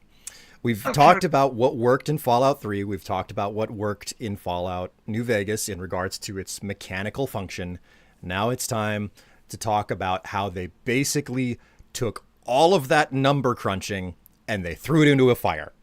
And that's where we got Fallout 4. Here's what I'll give Fallout 4. And I'm not somebody who plays a lot of action games, so I could be in the wrong about this. But my opinion, I liked the combat system enough. Is it perfect? No. I like the combat system enough. The problem, again, if we're looking strictly at this as a role-playing game, there are no non-combat builds that are viable. You completely remove that with the removal of skills. They don't do skill checks. They don't do perk checks. I'm not against the perk chart on paper. I am against the removal of skills and dumbing things down so concretely that all of, like, look, if you look at the perk chart and you look at all the skills that are there, how many are there really for role-playing purposes and how many are there for exploration to an extent, like lockpicking and combat? There is a lot of emphasis on combat. So by just looking at the perk chart and just scrolling through it, before I even play the game, I can look at it and go, oh, okay, so I'm really not going to get a lot of non-combat choices. I'm not going to get a lot of experimentation. This is all about exploding people into little tiny chunks. Yes, that is very much so what Fallout 4 is based around. It is shoot gun. That is basically what it is. And we can get into the fact that the existing speech system the speech system that they built was basically four options, and it was always yes, no, but actually yes, yes, but give me more money, and I'm going to be sarcastic before I have to choose a yes. Whatever sarcastic is, which sometimes, like, and the big problem, I think, is that they looked at games like Mass Effect with the dialogue wheel. And they're like, oh, this is, people love Mass Effect. We could do something like that. And then the big problem was implementation. So you could click on sarcastic and you could be sarcastic. Or I was watching, are you familiar with the Salt Factory? No. He makes a bunch of different, like, hours long videos. They did a whole bunch of them on Fallout games. And he brought up a good point where, like, sarcastic, it can range from anything from, like, you're a stupid, motherfucking, awful piece of shit. And it's like, whoa, I didn't want this to be sarcastic. Is this sarcastic or are you just being an asshole? Right? Like, there's no way to tell with these vague speech options what your character is going to say. And it's like, Jesus Christ, I need to roll back like an hour from my last save because this is not how I wanted my character to reply. Like, your character? It's voiced. Right. This isn't your character anymore. Right. Which, like, even yet, like, I'm not even necessarily against a voiced protagonist, but, like, it didn't feel as if this character was my character, right? It didn't feel like I had any say in the development of this character beyond shooty bang bangs, right? Like, there was some stuff for, like, you had, like, local leader and one of the charisma perks, right, where you can go and connect your settlements, et cetera, et cetera. But, like, it was just all combat stuff. And for me, when I play games like Fallout or role-playing games in general, I like to experiment with builds. I like to experiment with, like, being a doctor or being a mechanic or messing around with different speech checks and things like that, right? Just to see how far I can go with it. Fallout 4 doesn't even give you the opportunity, let alone saying, we really want you to focus more on this. It's just saying, no, you're going to focus on this, and this is all that we care about. And that's to its detriment in a large way. It really, really is. And the fact that Fallout 4. Okay, so you spoke about how you don't have a problem with the perk chart on paper. I On am paper. going to directly disagree with you on that. I have a problem with the perk chart not only in action but also on paper because I've tried to break down the chart in its operability. Like I've Okay. sat down pencil and paper and I've drawn out graph, like I've done the conspiracy board with all of the yarn across it, okay? And Hmm. I'm like, no, this doesn't make any sense. None of this makes any sense. Why is it built this way? So the perk chart boils down to an extremely limited number of concepts, and and the things that don't fit in to a couple of very specific bays of purpose. Hmm. They're utterly pointless. Like they don't serve a value or a purpose. Well, like one of the Hmm. primary things that is on the perk chart that serves zero purpose and is not useful in any way, and it's like, why did they put this here? Did they just have a blank space and they had to put something in? Is Aqua Boy slash Girl. It lets you stay underwater. Yeah. Yeah. There's nothing I mean, underwater. There's zero of anything underwater. Like maybe right. a handful of chests in total, and there's a decent amount of coastline in the Commonwealth. So What was that? Endurance? Yeah. Yeah. Like it's that's why I'm just like on paper there was potential there, right? So I'm like right now I've got the Fallout 4 perks and I'm looking at the New Vegas perks over here because ultimately we're going to be comparing New Vegas to Fallout 4. So something like New Vegas, I mean, once again, you had a bunch of skills and perks that were specifically for role-playing purposes, right? And then you also had ones that were combat oriented as well, right? So like if they had taken the majority of these perks, put them on this perk chart, and we're like, hey, now you can see, these different things level up. So for example, the fuck is his name? Oh my god, Mysterious Stranger, right? I don't mind like looking through a perk chart and going, oh, okay, I see why you need so much luck to do that and what it'll do, and then seeing, how this progresses, et cetera, et cetera. That's fine. But implementation is where it falls apart for me. So like I think there was potential with the perk chart because they removed all of the character creation elements, they removed all of the most of the non-combat stuff, and they focused so much on the combat and the implementation of what we're talking about. It failed in its execution. It was simplification taken to the nth degree, and it didn't work. yeah, it absolutely didn't. I mean, here's the thing. You it's so accurate to point out that it's like so much of this is geared towards combat, just straight up combat. But it tries to do so much all at the same time. So there are two different access systems for all of these perks. The first is, okay, what's your special level? That determines how far down into the like what set of perks you even have access to, right? So Mhm. naturally, all of the super combats abilities have to be really high up because you have to be able to actually improve your gun skill by taking additional perks. And this is one of my fundamental problems. And this goes to Fallout 3. Mhm. Fallout New Vegas understood the rule set way better and made it a better situation.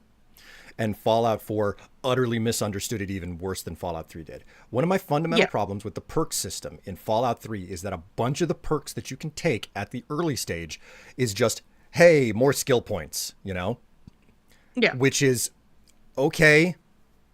I'm just gonna take that at the start of the game where it's like, yeah, you really need skill points at the start. You're not very skilled, but But when your you hit base, higher levels, it's a waste of a perk. yeah, it's an utter waste of a perk because perks are at their best when they are bending or breaking rules. They make certain that the rules of the world don't quite apply to you the same way because you are the main character. You're the Okay? protagonist. Yeah. You're the Exactly. protagonist. And whenever you so don't like this is the fundamental problem that I have with the perk chart. In the old games, you had boring number crunching. These are the rules of the world. Boring number crunching, put your numbers where they belong. That's where they Like that, they do a lot of heavy lifting on their own. But the perk says, oh, well, we have this whole repair system. And if you take jury rigging, you can repair, you can use any rifle to repair any rifle. And they don't have to be the same model. And it's like, okay, that's like Right. magic video game logic. I love it. I love it so much. Yeah, not a problem with that. Like I'll even give a pass to like the demolitions expert of perk, which in the older games was like, no, this is just a multiplier for explosive damage that affects enemies. So this is not so much a fundamental number crunching, my explosive skill is higher, it is a multiplier to my explosive skill. And it's like, okay, that I can get behind as well. You go over to Fallout 4 and the perk chart, all of the sudden the perks are doing the number crunching, which means you're Right. not necessarily ever going to get bending or breaking of the rules. So most of the combat perks are just that. They're just number crunching. They're no longer fun. Okay? They've turned into nothing but number crunching. And now instead of choosing, hey, crunch your numbers, now do something fun, it's like, hey, guess what? Crunch your numbers or do something fun. A or B. You don't get both. And that's not good.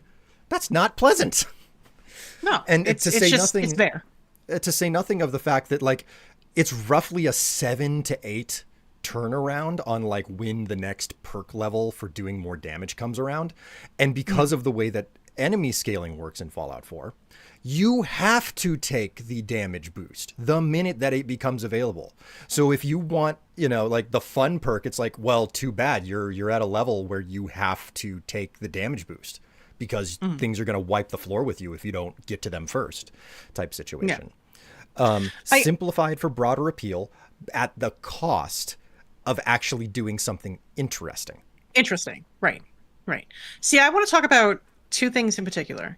First, let's talk about the medic, the medicine perks. So in Fallout 4, they have a perk that's just called medic. You only need like a 2 intelligence for it.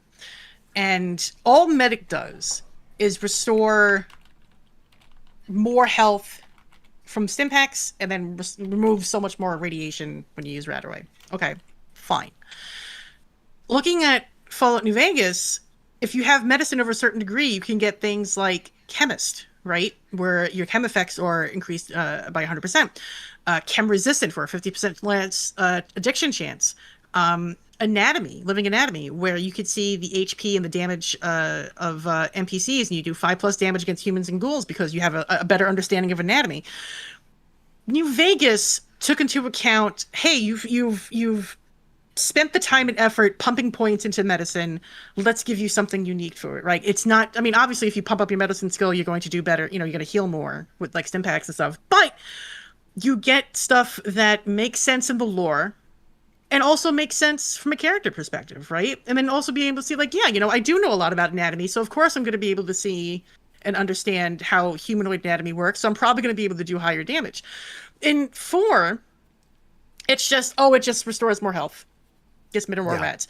Yeah. They take away what makes it interesting and what makes it inherently like special, no pun intended, for your character. And it doesn't really reward you for specialization. There's no specialization in 4 at all. Like, let's be clear about that. None. Like, you could take any of these and just pump them all the way up and make like a god tier character. They don't want you to specialize. They want you to be able to do everything. In Fallout New Vegas, Goggles?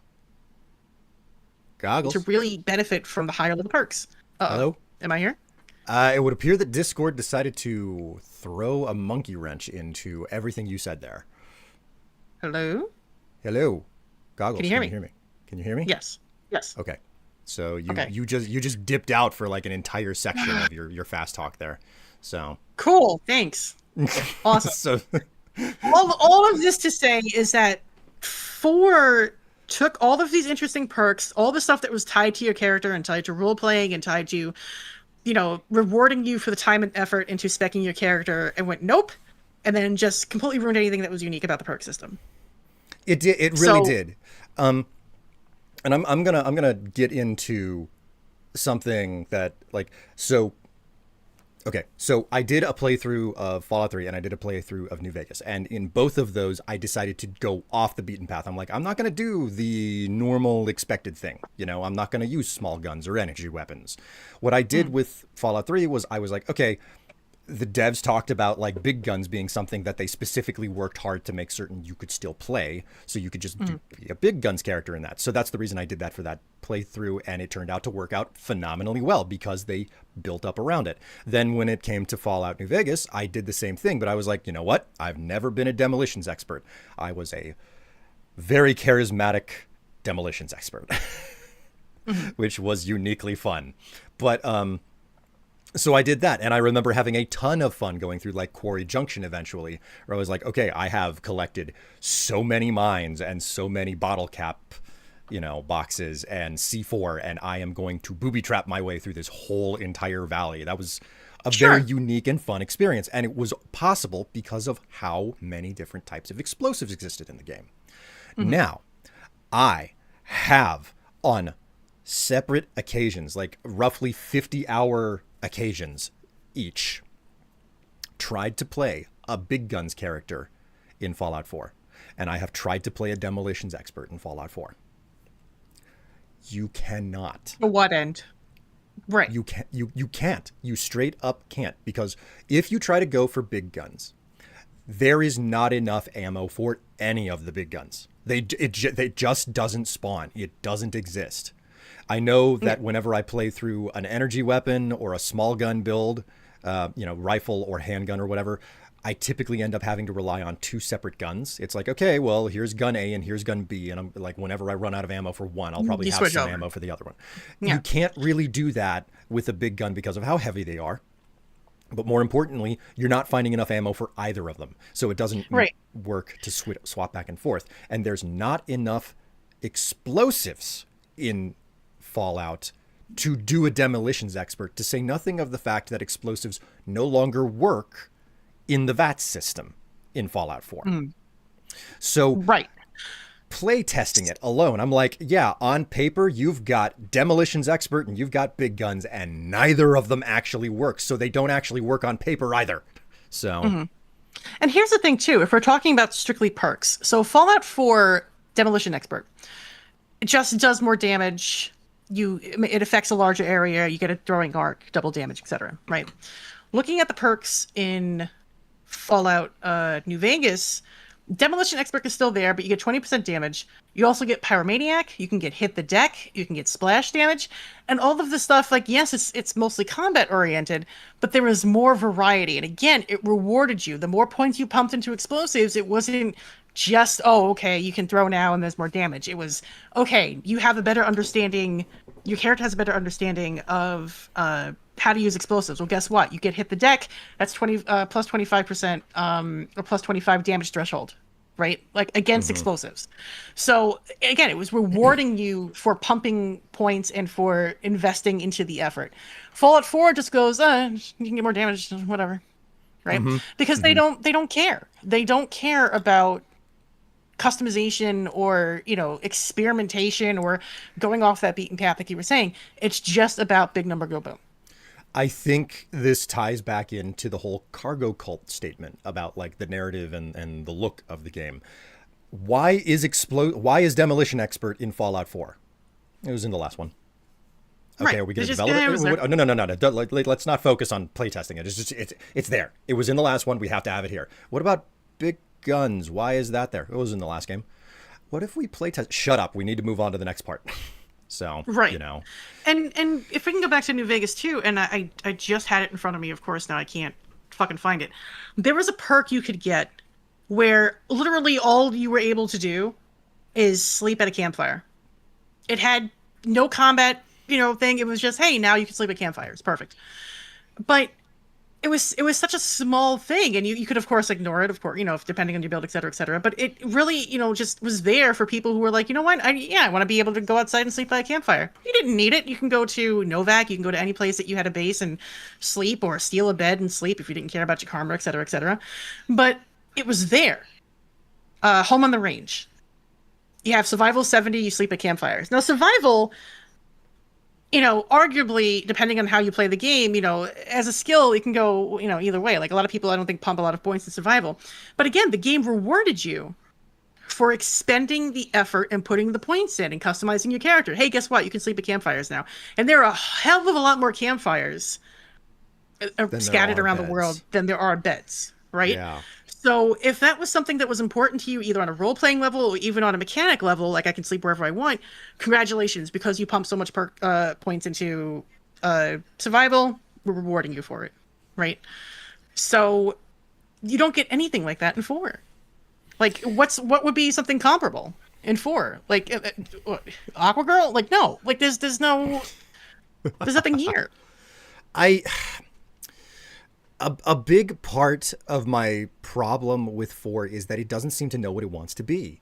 It seems No, like it it doesn't. knows what it's supposed to be based on expectation of what the previous games were, and then it tries to do some new things, but it doesn't really dedicate to them in a way that's really going to pay out. Because most of the perk chart boils down to, is this a combat capability, or there's a sparingly few number of like, is this a looting capability? Because there's so much of it in the game. And third, and probably an equitably large to the combat, is this a settlement capability? You know, like there's so many skills in the perk chart where it's just like, no, this is all about building settlements. And at some point you have to ask, am I playing an action game? Am I playing an RPG? Or am I playing a simulation game? What Right. am I supposed to, like, what is this supposed to be? And my biggest argument is strip the sim out, okay? Strip it out. That's not what Fallout is about. And in fact, Fallout is a big enough franchise. Make a simulation game But you on know its what? own, you I'm know? gonna I'm gonna push back on that a little bit. Play Sim Settlements too. It's a wonderful mod, and it actually incorporates the settlement system, a settlement building system, in such a way that like it integrates perfectly with the narrative. It lets your settlers kind of build on their own. You just give them some guidelines, and they build, and then your town increases and gets more money and more caps and more buildings and access to stores and residences and blah blah blah. Like you can do something like that in a Fallout game. Sim Settlements 2 proves it. Bethesda just went with the weakest implementation of it. So you if you want to make a Fallout where part of the emphasis is building settlements and restoring the wasteland, I am all for that. You can do that. Bethesda just dropped the ball. So do you mean in the capacity that in sim settlements, like the settlements will grow on their own and you don't have to build them? Yeah. Like that's Okay. I mean, if you wanted to micromanage, you can. That's an option. But you could just set up your settlements and then they just, as long as you have people there to like run the food and everything, like they grow on their own. You could just check in every once in a while, be like, "Hey, how you doing?" And go from there. So there is a way that you can implement it. I guess There my absolutely is. I guess my argument would be, what are you giving up to put the dev time in to make that happen? And that's a good question, right? And But that's the reason I come down the way I'm like, no, get rid of the sim stuff, because if that's what you're going to spend your time developing, what are we going to lose next? Like quality dungeons, because you spend all the time making certain that the sim system is well, operating properly. let's be fair. There's not a lot of quality dungeons in Fallout 4 either. Let's be totally Yeah, honest here. it's, Let's be real. Like Fallout 4 cut a lot of corners, a it lot of did. corners. And I say this to somebody again. Like I have over 700 hours in this fucking game. And a lot of that is due to mods, I'll admit. But some of it too is like when you step out of the vault, when you could leave the first time and you go and see Sanctuary, like God, that just gets you in the gut, like oh, like that. Amazing, amazing visuals, right? Like I won't, Um, I can't argue at all that Fallout 4 definitely has probably the best art direction. It took a lot of what was going on with 3 you and New gotta Vegas, play and it 76. 76 took it, and I will listen. Okay, I don't know how much we can get into 76. I know we don't have a ton of time left. 76 really cranked up the visuals. And 76, and here's the thing too, Bethesda knows they fucked up when it comes to skills and perks, because if you play 76, guess what? Skill checks and special checks and dialogue are back. yeah, but They were didn't like, "Oh, dialogue we only fucked up." return? Dialogue only returned after Todd wasn't looking at it anymore. Well, yeah, right. So like, That's with actually something like that's actually an important detail. Todd demanded that there was no dialogue in the Word initial on the release. grapevine, and I don't know how true this is. This is allegedly. I'm saying allegedly as somebody who's a professional broadcaster, allegedly, that Todd micromanages, and that anything that the developers wanted to add or to change had to get approved by Todd. Yeah, yeah. So, again, allegedly, That lines up I with a lot of what I've heard about the reason why there's been stagnation at Bethesda with the release of yeah, games, because he's yeah, been sidetracked by the Fallout television show, which is the new pet project, and yeah. he's Holy just shit! Did he. they drop the ball on capitalizing from that? Oh my Like, god. oh Oh my my god! god. Like if they don't have Fallout 3 remaster going out at the same By time season as three, season 3, I don't know what to say. I do not know yeah. what to say. Like I understand season one because you don't know, is the show going to be good? How's it going to be received? Right, et I cetera, et mean, cetera. they bulk But dropped by all the season episodes because two, people thought it was going to be a disaster. right, and then everybody was like, "Oh no, wait, season one is actually pretty fucking good." No, I've got problems with season two, but that's a story for another day. But the point is that like they saw how successful season one was. I know we're on a bit of a tangent here because we're supposed to be talking about the games, but they saw how successful season one was. They knew they were developing a season two. Why in the fuck, in the time between season one and the release of season two, would you not have at least a single remaster on the table for people who are getting into Fallout for the first time? Well, I Talk mean, about dropping the goddamn ball. this definitely gets into the larger element of the fact that Microsoft, I would call that a Microsoft flub more than it was a flub on Hard to say. ZeniMax and Bethesda. Like, you can blame ZeniMax and Bethesda for it without question. And if you're gonna assign blame, it would be them. But at the same time, this gets into the larger question of like, well, who owns them, and why is there no coordination between the range of studios at Microsoft? Because Right, and a the thing bunch is, of studios releasing games at the same time that were in direct competition with each other, all under the umbrella of Microsoft. And it's like, sure. this is not this is a management problem. So, Sure, but at the same time too, it's also pure speculation on our part, right? Like we can't know what the hell's going on behind the scenes. We're not there. But it's and that's not even getting into things like the layoffs and stuff, which again is just fucking horrible, But getting back to 76 though, like 76, and I'm admittedly a little bitter because like I said, like I was saying before the break, I was one of the people who I pre-ordered the game. I was in the beta. I was like, I'm so excited for 76. Let's go. And then I played it and I was like, what is this trash? Like it was just nothing but bugs. Nothing worked. Everything was glitchy. It was terrible. And to their credit, the team behind 76 has made massive improvements to 76. Massive. Like the reintroduction of NPCs really made the game a lot more interesting. Although I do agree with what I said before. Somebody brought up in chat, they were like they liked the desolation feel of without NPCs. I agreed with that to an extent, and I feel like middle game, end game is where they should have reintroduced NPCs, but that's neither here nor there right now. But they took things like I was saying before, with if your intelligence is above a certain thing or your charisma is above a certain thing, guess what? Now that option opens up to you in the dialogue. If your skills are above a certain thing, now you have more options, right? They took all of these things that people were like begging for four, and now they're finally realizing, oh wait, we need to actually incorporate some role playing into this role playing fucking game. imagine. So it's and again, 76 is not perfect, especially when it comes to things like the microtransactions. Were originally supposed to be cosmetic and now not so much. I had to force out turn around and yeah, like 76 has improved in a lot of ways. I am like I said, I'm still bitter about it because I was there day one and saw how shitty it was, and I go back and I play it occasionally now, but like there are a lot of things that Bethesda saw didn't work in 4, and they were like, oops, and then reincorporate it in 76, and now people are like, oh yeah, some Fallout, now I can like fucking roleplay again, I can do this again, right? So I think they've learned something there. The question is whether or not they can take the lessons and stuff that they've learned from 4 and 76 and book it to 5. Which, who knows when that's going to come about. I mean, Bethesda's not necessarily in control of their IPs at this point because Microsoft is like, you better start producing stuff. Yeah. So they're being told when to make games now, as opposed to just choosing when to make the next game. Especially with the disaster that 76 was, and then the follow up disaster, which took years to get to. Starfield, it doesn't take much to figure out that was a huge letdown for so many people.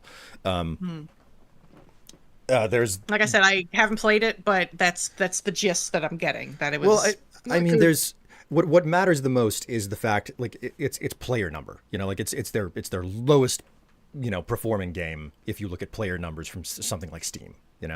Which is about the only public information that we have available to us. So, it's Bethesda has to like pick up. They have to pick themselves up and figure out how to make things work again. And it's not for certain that that's going to happen, especially with the fact that Microsoft has engaged in a bunch of layoffs, and they said that they're going to do more layoffs later this year. So like, and that's just bad managerial maneuvers in the first place. Rule and law, even if you're an evil corporate person, is that you don't fire a bunch of people and then say, hey, by the way, we're coming back for more of you. Nobody's going to work well if they don't know if they're going to have their job later in the year. Who works well under threat of the knife? You know what I mean? If you have to do layoffs, the rule is make them fast, cut hard, and do it once. And here's the thing too, like, and I'm this is your stream, so I'm trying not to get too political because I'm used to doing that in mine. But like, if maybe, just maybe, they cut some of the income of the CEOs, they wouldn't have to lay off all these people. Yeah. That's all I'm gonna say. That's all I'm gonna say. Well, no, like that's just that would be the smart maneuver. It's like, okay, well, what money is actually being put towards the production of the things that make money versus what money is being put towards someone who's not actually like whose hands are on the product. Pay them more, keep them around. Like it's almost as if labor is entitled to the capital and the product that they make. Okay, I'll stop. I'll stop. But like, it's the bottom line is that I am in a very awkward moral quandary right now because I don't want to support Microsoft and Bethesda after all of the layoffs and all of the awful business practices. On the flip side, new Fallout, but the monkey's paw is curling, right? Well, so it's like, how do I... Yeah, it is like, and God, okay, I'm just going to explain this because not everybody understands what the monkey's paw is. The monkey's paw is a narrative device basically saying, yeah, you get wishes, but you're going to get them granted in the worst way possible. And the classic story where the monkey's paw came in was a man could make a wish with it, and he needed X amount of money to pay off the house that his family lived in. So he wished for it. The monkey's paw curled one of its fingers, and then the next day his son, died in an industrial accident, and he got the exact amount of life insurance money to pay off the house from his son dying. And that is the monkey's paw. So, and I have to ask myself, like, morally, can I support the next Fallout games knowing that innocent people got laid off because of restructuring? You know what I mean? Well, I mean, they're getting rid of people who cost the most at the studios, but also contribute the most to the product. It's like they got rid of the woman who's been at Bethesda for, like 20 years, and she's responsible for basically making Argonians and Khajiit as we know them in the Elder Scrolls franchise. And it's just like, yeah, you're gone. And it's like, well, and then what happens is they hire usually younger, cheaper talent. They get away with paying them less, probably not nearly as many benefits as she's gotten, I'm sure. It's all in the matter of cutting costs. It's not about creating something that's yeah, that's just it. It's a major quandary about like, well, I mean, they're doing what they want to do with their money, and in regards to like they're engaging in their own version of austerity, right? But Yeah. what is the cost of that? Because whenever you engage in austerity, you're gonna lose something that you cannot put a number to. That's Right. super important. Right. If you get rid of a senior, person who designs characters and an entire race for your fantasy universe, to save money, okay, you've lost an entire body of knowledge and capability for designing something that is a draw for the audience. And to And jump off that, from what I understand, and again, this is hearsay. I don't know if it's 100% true, but Emil, who's the design lead or the narrative lead for a couple of these projects, doesn't use design documents. And if you don't know what a design document is, when you design a game and you're working, whether solo, small team, big team, you make a design document and it keeps everybody on the same page, right? As far as aesthetics go, as far as mechanics go, character development, narrative, et cetera, et cetera. So that if you have any questions, you first consult the design document, you see what the consensus is, and if you want to get into the weeds, you consult your lead or whatever, right?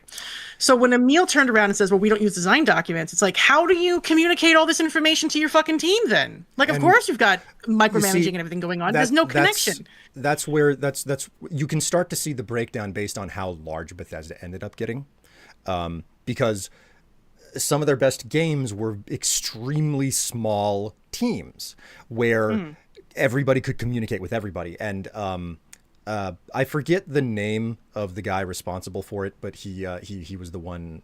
He was hired on in the late stages of Oblivion, and you can see his fingerprints all over dungeon design. That was his entire goal and job on production. He was going in and he was designing the dungeon as the lead dungeon designer. And he initially did. He was hired on during Oblivion's development in the late stages, and they were like, "These are all of the dungeons that we've basically thrown together really quickly. See what you can do with them." And he was like, "Yeah, I managed to get through like a dozen of the dungeons." And if you play through Oblivion, just randomly wandering into dungeons, every once in a while you will wander into a dungeon, and you're like, "Whoa, this is different." And it's obviously one of those dungeons he personally modified. And they're very unique whenever you run into them. Meanwhile, if you go into like Skyrim is probably the best example of dungeon design that exists in the Bethesda portfolio.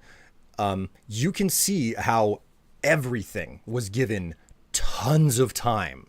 All of the dungeons in that game were very carefully designed by a small focused team where it was like, okay, we did one dungeon, move on to the next one, and every single one has some tiny little story to tell. There's like And there's like a lost imperial prison where everybody died inside of their cells at some point in one of the dungeons type situation. and this is So this is a related tangent, but one of the reasons why I stopped playing Oblivion is because I realized that every time you go into an Oblivion gate, it's the same goddamn thing. It's the same dungeon. And I was like, I just got so tired of doing the same floors, the same enemies, the same. I was expecting like you go into an Oblivion gate, and I'm not, expecting 100% uniqueness with every single one, but there were so many scattered through the world that it's like, okay, surely there's like different dungeons you can go into. Maybe there's a cave. Maybe there's a different type of castle. Maybe you just fight a big boss.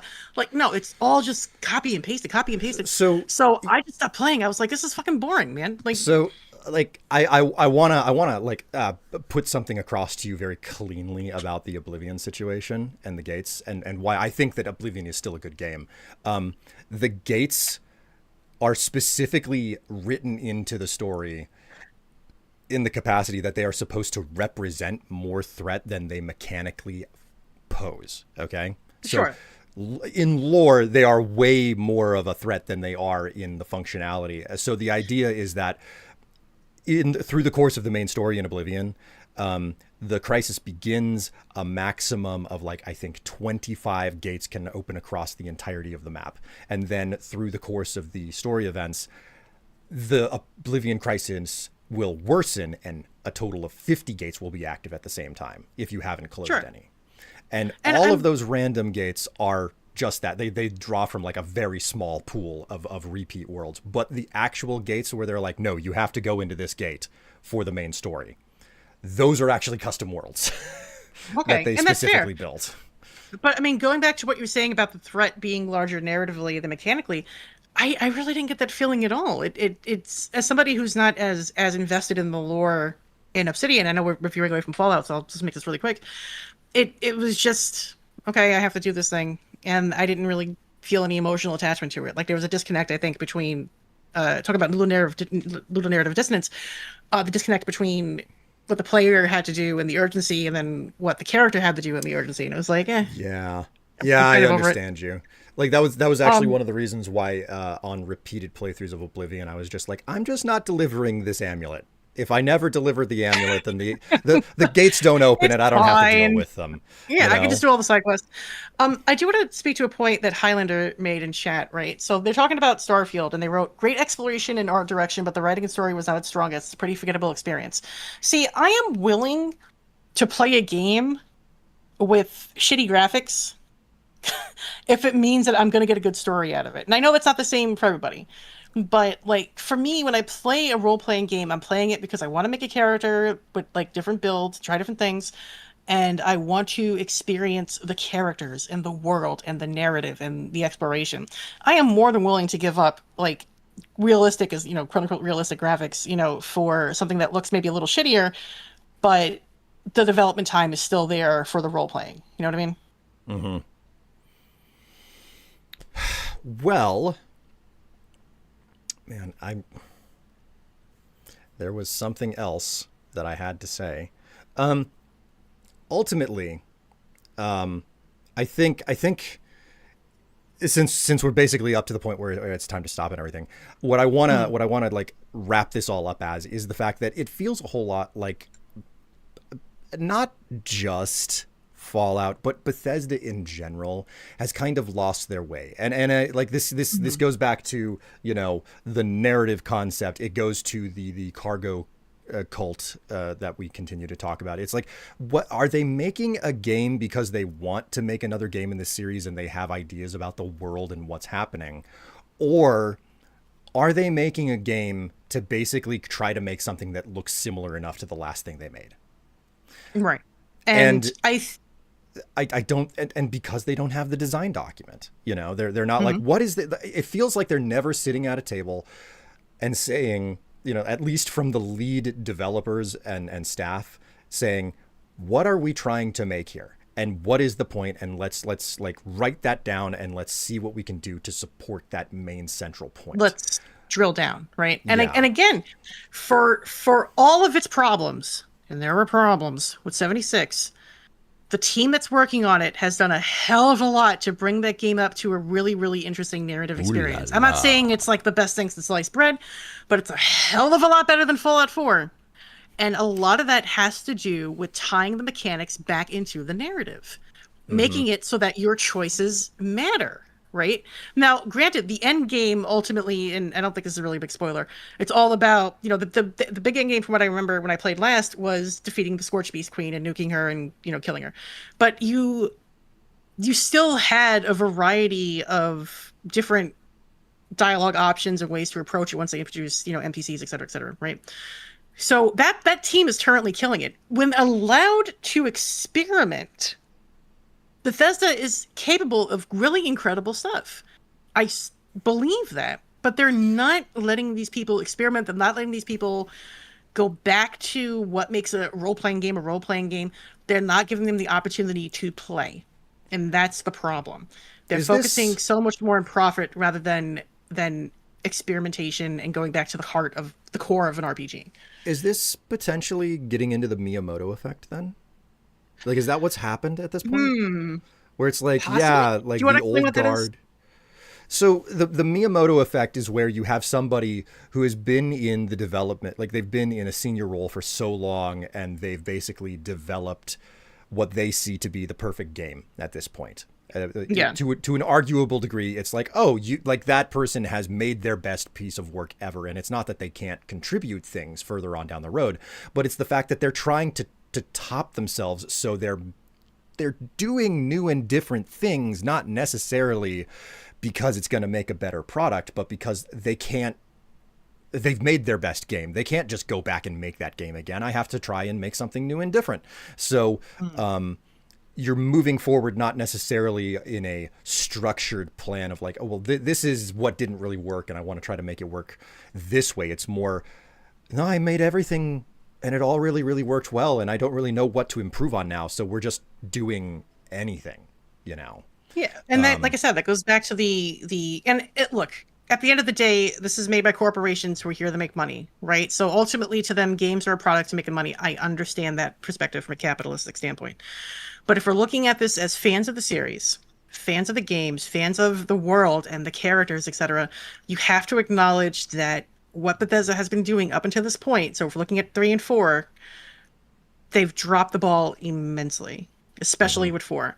And we're seeing the ramifications of that with 76, where 76 is reintroducing all of these things that 4 dropped. And I'm hoping that Bethesda will turn around and go, okay, yeah, we see all these people enjoying 76, and because of the stuff that we've changed, maybe that's a clue, Sherlock. I don't know. Right? I don't, sadly, I don't think that that's what's happening.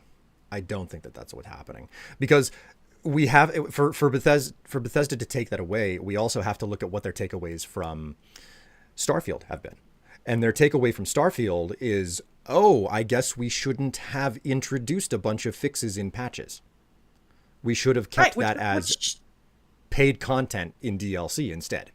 We can fix the game. If that's the takeaway, you don't need to be a game studio, because you're clearly not understanding what makes a game or what makes a community a community. Let's be real here. I know we have to go soon, but like the Fallout community, a lot of people are so fucking, like, the people that I've met through playing 76 have been amazing. That community is what kept that game going up. And for all the jerks that you get in any fandom, like there's a wonderful, you know, community of people who make videos, who create all sorts of wonderful, like, artistic pieces with Fallout, who build camps, who do all of this stuff. And like, it's like, if we didn't give a shit about this franchise, none of that would be a thing, right? Yeah. Like, Bethesda needs to pull its head out of its ass and go back to the core of what makes Fallout. And a lot of that is taking into consideration what a lot of us want, is role playing. Yeah, role playing. Like that's what got the franchise moving in the first place. That's what it was supposed to be. It needs to return to that. You can hope. I know that I've basically lost all hope in Bethesda. I don't think I at this point in my life, I'm like, well, you know, that defined a hunk of my 20s and 30s, and it's over now. That's just over. It's not coming back. So that's where I'm at with the franchise. And if it turns, but then again, you know, there are all sorts of surprises that can come along and down the pipeline. Because I was in that position with Zelda, you know, 10 years ago. I was like, I'm done with Zelda. I don't care about it. Like, it's just the same thing over and over, and it's been forever since their last game. And then they released Breath of the Wild, you know, which completely changed the formula on that. Yeah. So I have very, very cautious optimism. And I say that because I think whatever Fallout spin-off, whatever game they're doing, Obsidian, I think it's going to be, if nothing else, it's going to be interesting. It might be flawed because, like, I've seen like some of the output of their recent games, like the Outer Worlds 2, but they were at least interesting. They were trying different things. As far as Bethesda goes, who the hell knows? I mean, like I said, the team that's working on 76 has genuinely, putting aside the microtransaction stuff, has been doing an amazing job. Maybe they'll learn from that. Maybe they won't. I don't know. It's too hard to say. There's so much, and I want to, like, briefly speak to the fact that, like, for whatever reason, Bethesda just didn't, like, take the engine for Fallout 76 and build Starfield on that. Yeah, that was an odd choice. That was a really, like, okay, you did stupid amounts of stuff to this engine to make it work in multiplayer. That doesn't mean that it won't work in a single player game. Why on earth did you go back to the modified and just modify the Fallout 4 engine to do Starfield? I don't understand that, you know. Why they forked the engine instead of just being like, wait okay, a minute. Aren't they too different? Because isn't Starfield made out of Creation 2? Well, that's just it. They built 76 out of the Creation engine, but they had to massively do crazy things. Yeah, because it wasn't meant to be multiplayer. It was only meant to be single. But regardless, they both came from the same engine, but instead of like having one form of the engine that where it's like, okay, we're going to take this this version of the engine and we're going to build a game out of it. Instead, they went back to the Fallout 4 engine, which was the creation engine, and I don't know if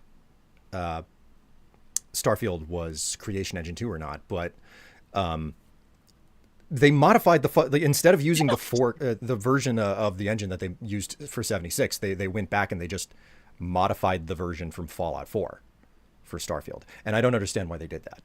Like, I seriously do not understand it, because in part I'm not like a developer at all. I don't understand the tech and programming and whatnot. I don't know why you would do that. All of the work was put in. They were developed at the same time. Oh, yeah, okay, that would make sense. That would make sense that they were both developed at the same time. But still, it's just they did some incredible things to basically eliminate load barriers from going inside and outside of structures for Fallout 76, and that's a limitation that's still in the version of the engine that they use for their single player games. And I'm like, that seems like something that they've been wanting to get around for a long time, and they fixed it with this version of the engine over here. You should probably be using that, but I don't understand a lot of their maneuvers, and a pretty significant amount of that has to come from my ignorance as well. So, yeah, and again, a lot of what we're doing too is speculative, right? We yes. don't know what Bethesda or Obsidian or ZeniMax or Microsoft is thinking. We don't know the development process.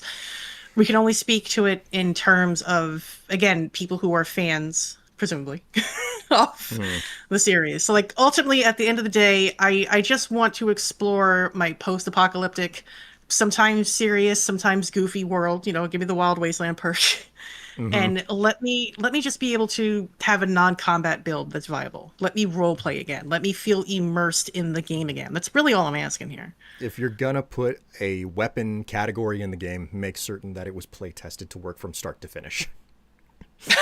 Okay, that's it. Like that's what I'm focused on. I'm just like, man, like, you can make all these narrative complaints about the way that the writing in these games work, and that is true across the entire franchise. But man, mechanically, this is unforgivable. Don't put big guns category in it, and then don't spawn any freaking ammo for any of the guns. So that's my biggest complaint. I'm salty beyond belief about it.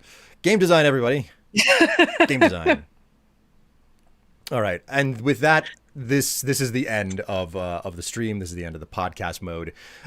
Goggles, thank you so much for coming along and doing this with me.